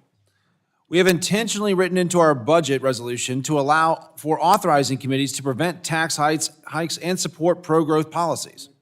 I oppose this amendment because it places a leash on the Ways and Means Committee and restricts its ability to respond to the economic realities we face now and in the future, as it contemplates simplifying or improving our tax code. This amendment would introduce a requirement for deficit neutrality. However, who would determine if the tax cuts are deficit neutral? I have serious concerns about the CBO and the JCT's ability to capture an accurate cost of tax reforms, given that they underestimated tax revenues under the TCJA by $1 trillion. We do not have a revenue problem, we have a spending problem. A spending problem that has been greatly expanded by President Biden's fiscally irresponsible policies, like his endless student loan bailouts, IRS expansion, and massive government-issued subsidies for green technology. Our budget resolution supports pro-growth policies like extending the TCJA, which will spur innovation, create jobs, and foster greater economic growth. Tax policies like the Tax Relief for American Families and Workers Act that was passed out of the House last month are essential to supporting middle-class families and small businesses and achieving strong economic growth. I urge my colleagues to vote no on this amendment, and with that, I yield the balance of my time to my colleague, Mr. Edwards. Thank you. Members, this proposed amendment to the budget, which aims to restrain the Ways and Means Committee's flexibility in responding to economic challenges, is short-sighted and potentially detrimental to our nation's fiscal health. Our budget emphasizes the importance of preventing tax increases and fostering pro-growth reforms. This amendment fails to acknowledge the dynamic nature of economic conditions. Placing a leash on the Ways and Means Committee limits its capacity to address the pressing economic issues, and it stifles the potential for effective tax code improvements. This proposed amendment fails to acknowledge the significant discrepancy in revenue projections and actual outcomes, casting doubt on its reliability. Ultimately, tackling the deficit requires a comprehensive approach that considers both revenue and spending, rather than imposing constraints on a vital committee's ability to navigate economic challenges. I urge a no vote, and Mr. Chairman, I ask unanimous consent to submit a congressional testimony. The costs and complexity of the federal tax code demand reform into the record. Without objection, so ordered. With the remainder of the time, let me say this. We have to grow this economy. We cannot grow out of this level of indebtedness, but we have to have the incentives for the risk takers and investors and the industry captains and the mom and pop entrepreneurs to invest and grow their businesses and take the risk, create better jobs. And that, if we can do that for at a level of 1% over the 2% that CBO projects over this budget window, that would be $3 trillion we can put towards the deficit, or what I like to call the deferred tax on our children. You're right to bring up my comment. I think we ought to pay for anything and everything that either side talks about being good for the American people. If it's growing the government, The IRA, the IRA, just on the green energy corporate tax subsidies, that was a part of the IRA. It was projected by CBO to cost about $250 billion. Now they've reconfigured that or projected $800 billion. It could be over $1 trillion. So that didn't pay for itself. We know that the tax cuts brought in record revenue to the tune of $1 trillion. Did it pay for itself? What I say is, I don't know if it does or doesn't. We need to offset whatever it is that we present as good for this country. The most recent tax break, that it was a bipartisan tax proposal, actually repealed a tax credit to pay for the tax cuts, essentially. So we just need to be responsible. Having our children pay for stuff is, I think, immoral as much as it is cowardly. So whatever we propose, let's offset it. So in the spirit of what you're saying, I would agree. We ought to offset things. But we got to grow this economy. More taxes are going to just be further drag, especially when we're teetering on a recession. With that, you got a magic minute there, Well, thank you, Mr. Chairman. I would invite, given your comments, your support of this amendment then. I'm for your giving any incentives for growth you want to give that you can justify as actually encouraging growth rather than just a throwaway giveaway to multinational corporations to keep dodging their taxes, even though they're already so low that the top corporations are paying about half the tax rate that a working mother trying to support her family at the average wage in this country pays. That's wrong. And those kind of incentives may sound good coming from some of the corporate lobby, but they don't work. But if you have incentives, good or bad, all this amendment says is just offset them, be budget neutral. And it's surprising to me to hear my colleagues say that they question deficit neutrality. You don't question deficit neutrality on spending. You don't question CBO on spending. If they can evaluate the spending request, then the very objective, independent, very independent Joint Committee on Taxation can estimate the effect of tax changes. And we know the effect that those tax changes have had. The estimate is $3 trillion. How can you claim that you have a budget that is going to be in balance if you ignore that potential? We believe that you need to consider both. We will not get to a balanced budget without doing that, and I urge adoption of the amendment. I thank the gentleman from Texas. The question is on agreeing to the amendment from Mr. Doggett. All those in favor say aye. Aye. All those no? No. In the opinion of the chair, the noes have it. And We request a recorded roll vote. call vote will be rolled and postponed till later in the markup. Are there any other amendments at the desk? Mr. Scott, let's go ahead and read this, Mr. Chairman, I remember that's number 10. and the clerk will read that out. I'll then ask Mr. Scott to make opening remarks. Amendment number 10, being considered 11th on education, offered by Mr. Scott. Mr. Scott, I yield 4 minutes for opening remarks. Thank you, Mr. Chairman. Mr. Chairman, programs to support higher education create opportunities for students to attain more schooling, which ultimately allows them to improve their lives and increase their lifetime earnings potential and creates a more productive workforce for employers. We must not gut these programs, which are a lifeline to students and families. The federal student loan programs support millions of students in affording higher education. Income-driven repayment plans in particular have made it possible for students to affordably pay back their debt after they finish schooling. And so we have to reject any efforts to cut these programs, which will allow students to afford their loans and make other investments in their future, like buying homes. Pell Grant program in particular is critical in helping low and moderate income students access higher education. Maximum Pell Grant in 23-24 school year. The maximum grant was $7,395.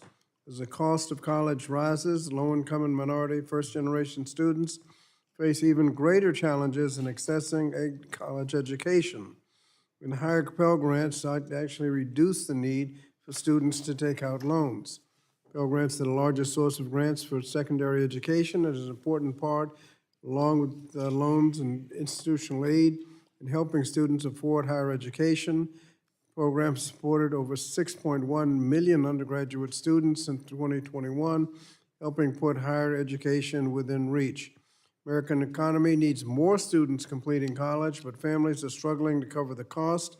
College education expands opportunity, boosts workforce productivity, and studies have shown that a college degree dramatically increases employment and wages.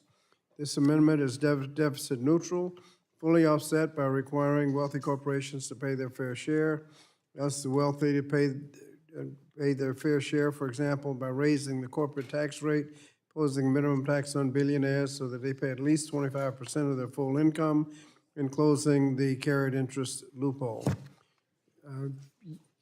Mr. Chairman, I yield back the balance of my. I thank the gentleman. Back the balance of my time, subject to the rebuttal. Okay. I thank the gentleman and now offer or ask if there are any members who would like to claim time in opposition. Mr. Grothman, I yield 5 minutes. Thank you. First of all, I'd like to submit for the record an article in the Wall Street Journal, Biden's student loan boast. And secondly, also submit a document here called the Penn-Wharton Budget Model, estimates the President Biden's new income-driven repayment plan could cost taxpayers over $550. Without objection, so ordered. Thank you very much. Now, as far as this amendment is concerned, well, first of all, I recently on the Education Committee got to hear Claudine Gray, the president of Harvard University, and after hearing her, it's hard to imagine anybody feeling we need any more money thrown into college education in this country. But what I would like to point out is I think rather than throwing more money at the university system, it would be better to try to reduce the number of loans in the first place. It's worth taking a step back and pointing out, well, the Democrats have been working to unfairly forgive student loans. Republicans have been working to address the root cause of this problem, the high cost of higher education. To address this issue, I've introduced a bill, the Informed Student Borrowing Act, a bill that will help educate students on the risk of borrowing through the student loan decision-making process to better serve the student's financial future. And I'll tell you, I talked to a loan counselor in a major college in my district. I was shocked the lack of compassion she had for the amount of student loans that some of these students were graduating with. Indeed, she was using the ability to take out more and more loans as a selling point to go to her university. Currently, the passive decision-making process for taking student loans makes as many borrowers make poor financial decisions. I would encourage from here on out that we address the student loan problem either by having less students go to college, and there's no question we have way too many students going to a four-year college. We'd be better off with more going to tech school and skills-based education. And secondly, making sure that while they are going to college, that they receive good financial information so that they don't take so much out in the first place. But I yield the remainder of my time to the wonderful Bob Good. Well, I've never heard that before, but thank you, Mr. Grothman. I am also in strong opposition to this amendment because it's not necessary and it would increase spending and further add to our national debt. As a former Pell recipient myself, I'm certainly sympathetic to the program and I appreciate the good that it can do. This budget resolution, however, does not make any cuts or changes to the Pell Grant program. In fact, it provides flexibility for the Committee on Education and Workforce, on which I serve, to expand eligibility for the Pell program. President Biden's student loan transfer scheme harms American taxpayers and future generations of college students.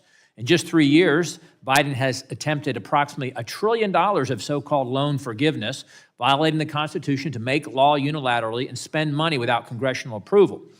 President Biden's initial unconstitutional student loan transfer scheme would have cost taxpayers well over $300 billion, and his 6 unwarranted extensions since then His pandemic student loan repayment pause have increased the deficit by $165 billion.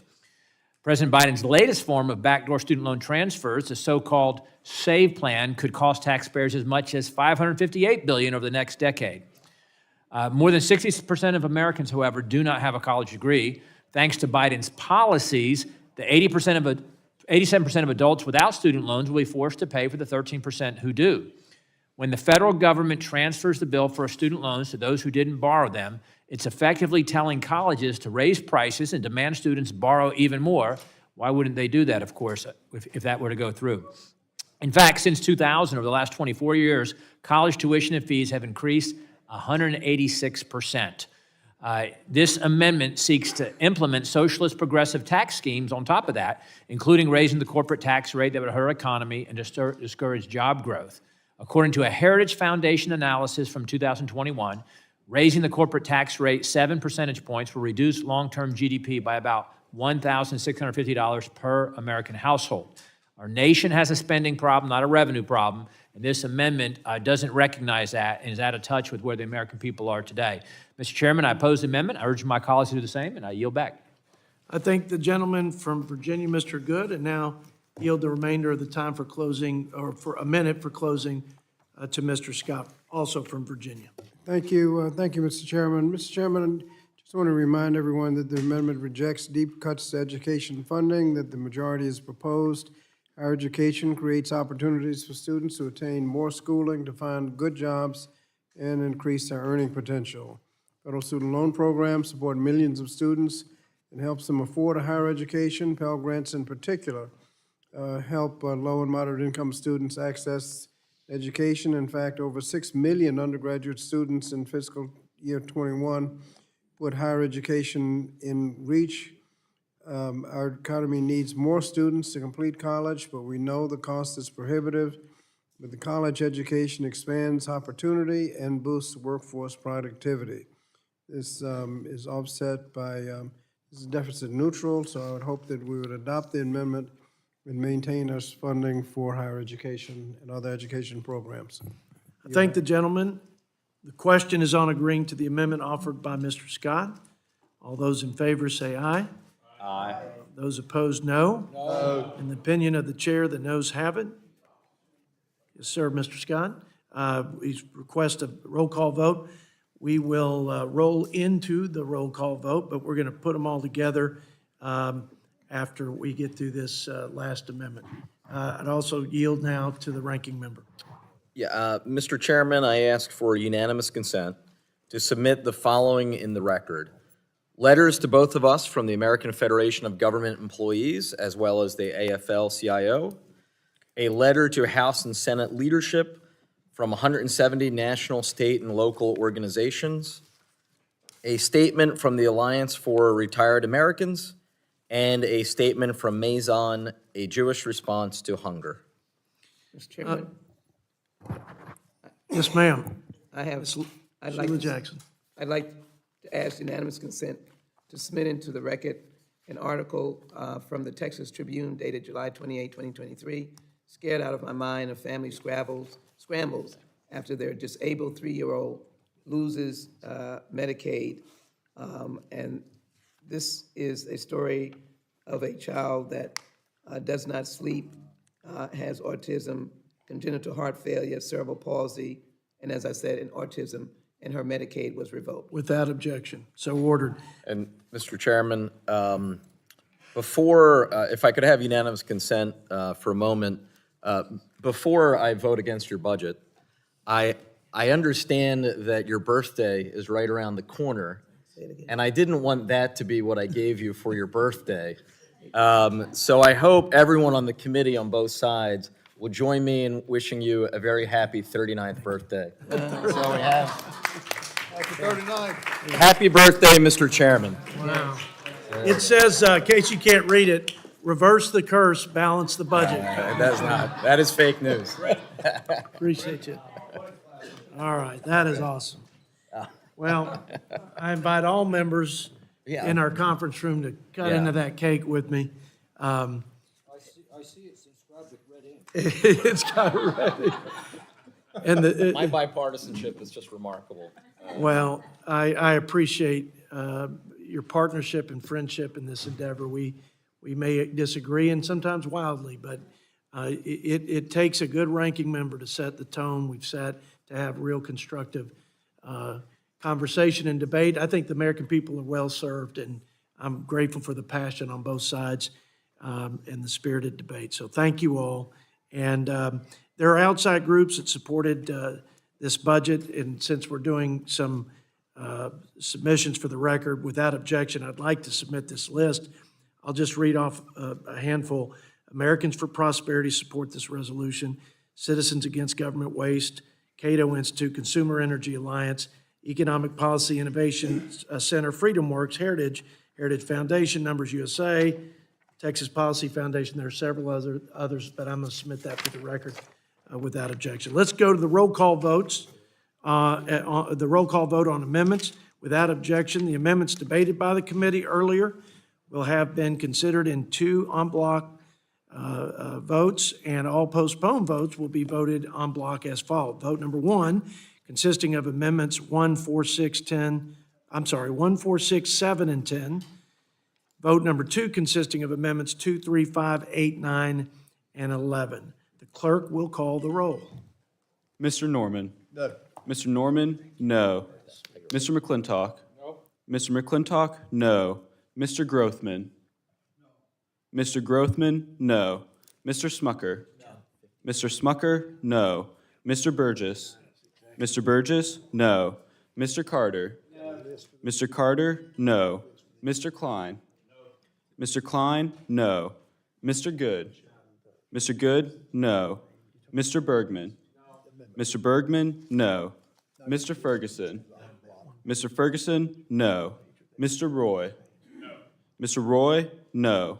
Mr. Moore? Mr. Moore? No. Mr. Valadeo? Mr. Valadeo? Mr. Estes? Mr. Estes? No. Ms. McLean? Ms. McLean? No.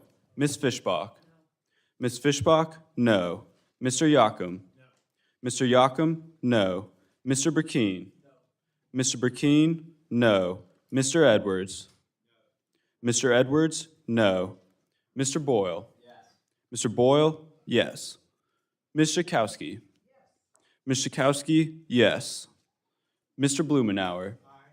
Mr. Blumenauer? Aye. Mr. Kildee? Mr. Kildee? Aye. Mr. Peters? Mr. Peters? Aye. Ms. Lee? Ms. Lee? Aye. Mr. Doggett? Mr. Doggett? Aye. Mr. Panetta? Mr. Panetta? Aye. Ms. Wexton? Ms. Wexton? Aye. Ms. Jackson Lee? Ms. Jackson Lee? Aye. Ms. Omar? Ms. Omar? Aye. Mr. Trone? Mr. Trone? Aye. Ms. Ballant? Ms. Ballant? Aye. Mr. Scott? Mr. Scott? Aye. Mr. Espaillat? Mr. Espaillat? Aye. Mr. Chair? Chair's no. Mr. Chair? No. Are there any members who wish to vote? If not, the clerk shall report.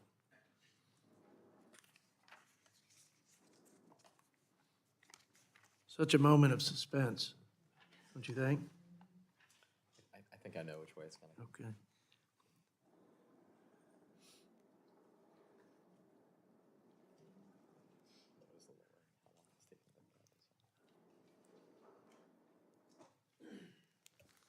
Mr. Chair, on the vote, there were 15 ayes and 19 nays.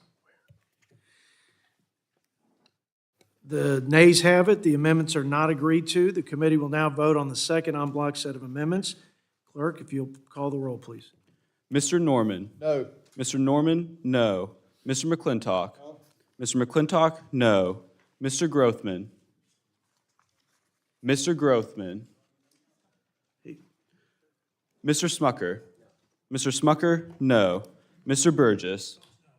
Mr. Burgess? No. Mr. Carter? Mr. Carter? No. Mr. Klein? Mr. Klein? No. Mr. Good? Mr. Good, no. Mr. Bergman? No. Mr. Bergman, no. Mr. Ferguson? No. Mr. Ferguson, no. Mr. Roy? No. Mr. Roy, no. Mr. Moore? No. Mr. Moore, no. Mr. Valadeo? Mr. Valadeo? Mr. Estes? No. Mr. Estes, no. Ms. McLean? No. Ms. McLean, no. Ms. Fishbach? No. Ms. Fishbach, no. Mr. Yocum? No. Mr. Yocum, no. Mr. Burkeen? No. Mr. Burkeen, no. Mr. Edwards? No. Mr. Edwards, no. Mr. Boyle? Yes. Mr. Boyle, aye. Ms. Schakowsky? Aye. Ms. Schakowsky, aye. Mr. Blumenauer? Aye. Mr. Blumenauer, aye. Mr. Kildee? Aye. Mr. Kildee, aye. Mr. Peters? Aye. Mr. Peters, aye. Ms. Lee? Aye. Ms. Lee, aye. Mr. Doggett? Aye. Mr. Doggett, aye. Mr. Panetta? Yes. Mr. Panetta, aye. Ms. Wexton? Aye. Ms. Wexton, aye. Ms. Jackson Lee? Aye. Ms. Jackson Lee, aye. Ms. Omar? Ms. Omar, aye. Mr. Trone? Aye. Mr. Trone, aye. Ms. Ballant? Ms. Ballant, aye. Mr. Scott? Mr. Scott, aye. Mr. Espaillat? Mr. Espaillat, aye. Mr. Chair? Chair is a nay. Mr. there any Grothman?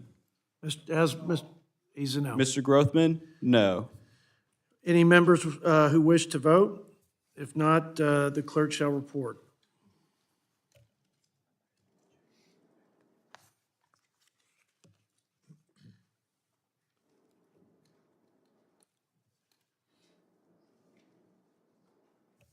Mr. Chair, on the vote, there were 15 ayes and 19 nays. The nays have it. The amendments are not agreed to. Since there are no further amendments, I recognize Mr. Burgess from the great state of Texas. Thank you, Mr. Chairman. I move the committee adopt the budget aggregates, functional categories, and other appropriate matters. Questions on the adoption of the budget aggregates, functional categories, and other appropriate matters? All those in favor say aye. Aye. Those opposed, no. No. Opinion of the chair, the ayes have it. Would you like a roll call vote? Later. Okay. Pursuant to Committee Rule 10, I now call up the text of the concurrent resolution on the budget. It is identical to what was distributed yesterday. The legislative text incorporates the budget aggregates, functional levels, and other relevant items as previously agreed to. I recognize Mr. Burgess from Texas for a motion to order the concurrent resolution reported to the House. Thank you, Mr. Chairman. I move the committee on the budget order the concurrent resolution on the budget to be reported to the House with the recommendation that the resolution be adopted. Questions on ordering the concurrent resolution on the budget to be favorably reported to the House. All those in favor say aye. Aye. Those opposed, no. No. In the opinion of the chair, the ayes have it. Mr. Chairman, I request a recorded vote. Mr. Clerk, would you call the roll, please? Mr. Norman? Aye. Mr. Norman? Aye. Mr. McClintock? Aye. Mr. McClintock? Aye. Mr. Grothman? Aye. Mr. Grothman? Aye. Mr. Smucker? Mr. Smucker? Aye. Mr. Burgess? Mr. Burgess? Aye. Mr. Carter? Aye. Mr. Carter? Aye. Mr. Klein? Aye. Mr. Klein? Aye. Mr. Good? Aye. Mr. Good? Aye. Mr. Bergman? Aye. Mr. Bergman? Aye. Mr. Ferguson? Yes. Mr. Ferguson? Aye. Mr. Roy? Aye. Mr. Roy? Aye. Mr. Moore? Aye. Mr. Moore? Aye. Mr. Valadeo? Mr. Valadeo? Mr. Estes? Aye. Mr. Estes? Aye. Ms. McLean? Aye. Ms. McLean? Aye. Ms. Fishbach? Aye. Ms. Fishbach? Aye. Mr. Yocum? Aye. Mr. Yocum? Aye. Mr. Burkeen? Aye. Mr. Burkeen? Aye. Mr. Edwards? Aye. Mr. Edwards? Aye. Mr. Boyle? No. Mr. Boyle? Nay. Ms. Schakowsky? Nay. Ms. Schakowsky? Nay. Mr. Blumenauer? Mr. Blumenauer? Nay. Mr. Kildee? Mr. Kildee? Nay. Mr. Peters? Mr. Peters? Nay. Ms. Lee? Ms. Lee? Nay. Mr. Doggett? Mr. Doggett? Nay. Mr. Panetta? Mr. Panetta, nay. Ms. Wexton? Ms. Wexton, nay. Ms. Jackson Lee? No. Ms. Jackson Lee, nay.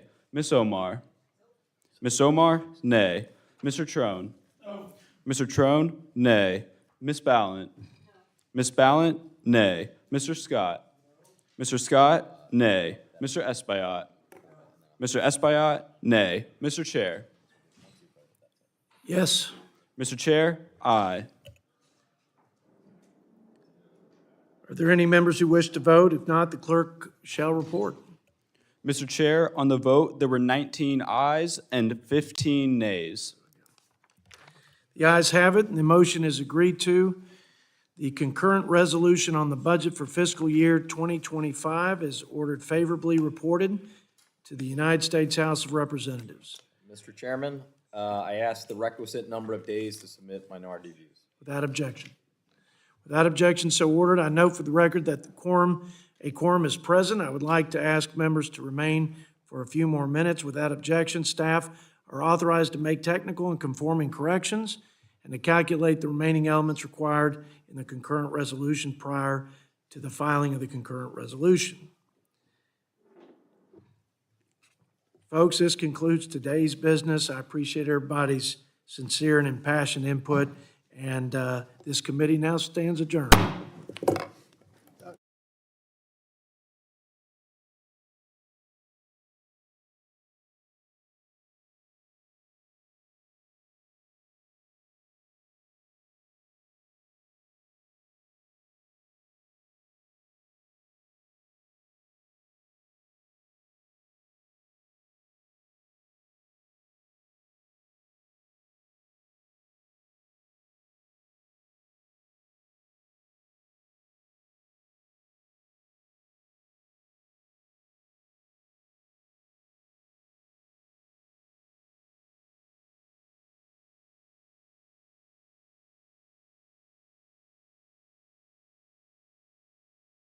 Welcome.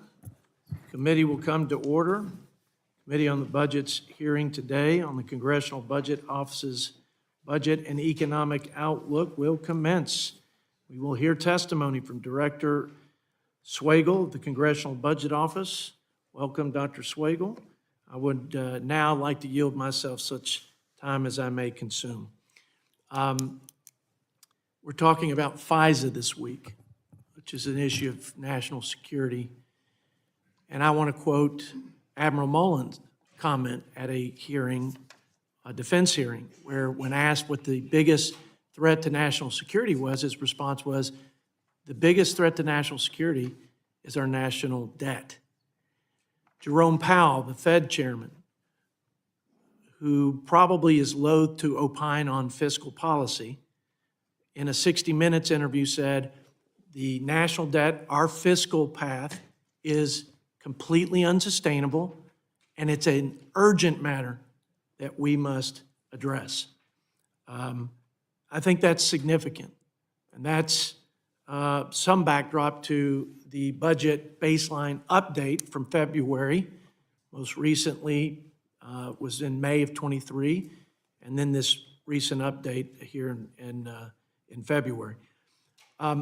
Bottom line is, on Valentine's Day, when we think about how much we love our significant others, one could ask, how much do we love the country? How much do we love our children's future in the country? Well, as Shakespeare said, let me count the ways.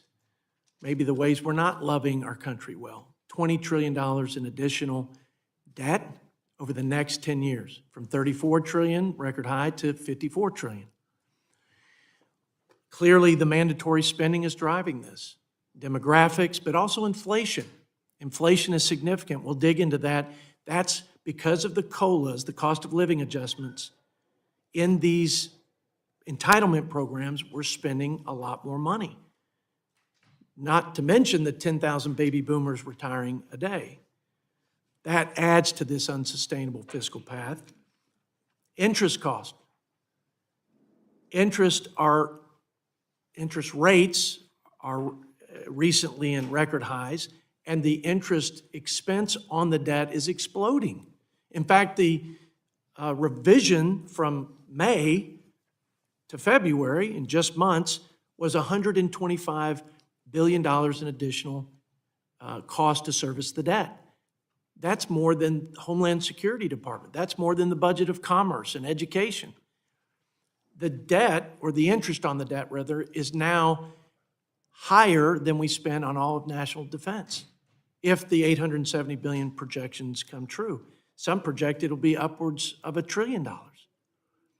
Of the $20 trillion in additional debt, because of the current policies and programs of the federal government, we're going to see over 60% of all of that cost in interest alone. Not anything to address the solvency of our senior safety nets, not anything to help ensure our soldiers and sailors are safe and successful in the most important job to provide a common defense, not a dollar or a dime to infrastructure, just paying China, Japan, and other bondholders of U.S. Treasuries because of our massive deficit spending and debt appetite, which was $1.7 trillion, the annual deficit, last year, which is more than the entire deficit, the discretionary budget that we're fighting over, and often between my own party. So there is great concern, and yet there's a silver lining in your report. I'm anxious to hear more about it, Dr. Swagel.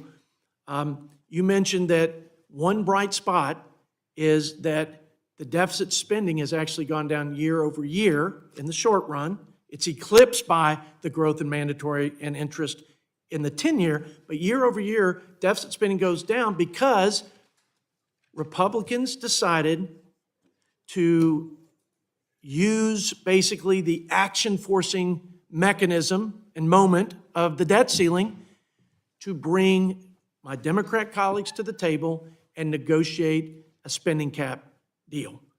That FRA spending cap deal that was bipartisan, that we passed and the president signed into law, will save $1.6 trillion over 10 years. So as Moody's and Fitch mentioned in their report, as they downgraded our credit rating and our outlook, we need to do more FRA deals that reduce spending, but we need to focus on mandatory programs. And by the way, in 10 years, mandatory spending, or that spending which is on autopilot, goes from under 75% of the total budget of the United States to 80% or 79%, almost 80% of the entire budget. So we have a bipartisan fiscal commission, Dr. Swagel, that would focus on the long-term unfunded liabilities, that would address what Fitch and Moody's suggested, that we have a long-term plan, and that we have both parties at the table to address it. If we could keep doing the FRA, modest improvements on the controlling spending on discretionary and get serious about reining in this runaway spending on the mandatory side, we might save this country. We might give Jerome Powell something to be more confident and sanguine about with respect to America's fiscal future. Again, thanks for coming. We appreciate your time and insights. And with that, I yield to my ranking member for as much time as he may consume. Thank you, Mr. Chairman. Welcome back, Dr. Swagel. There is no debate, none whatsoever. America's economy is the strongest in the world and the envy of other developed nations. No economy on earth has recovered more quickly and more strongly than that of the American economy.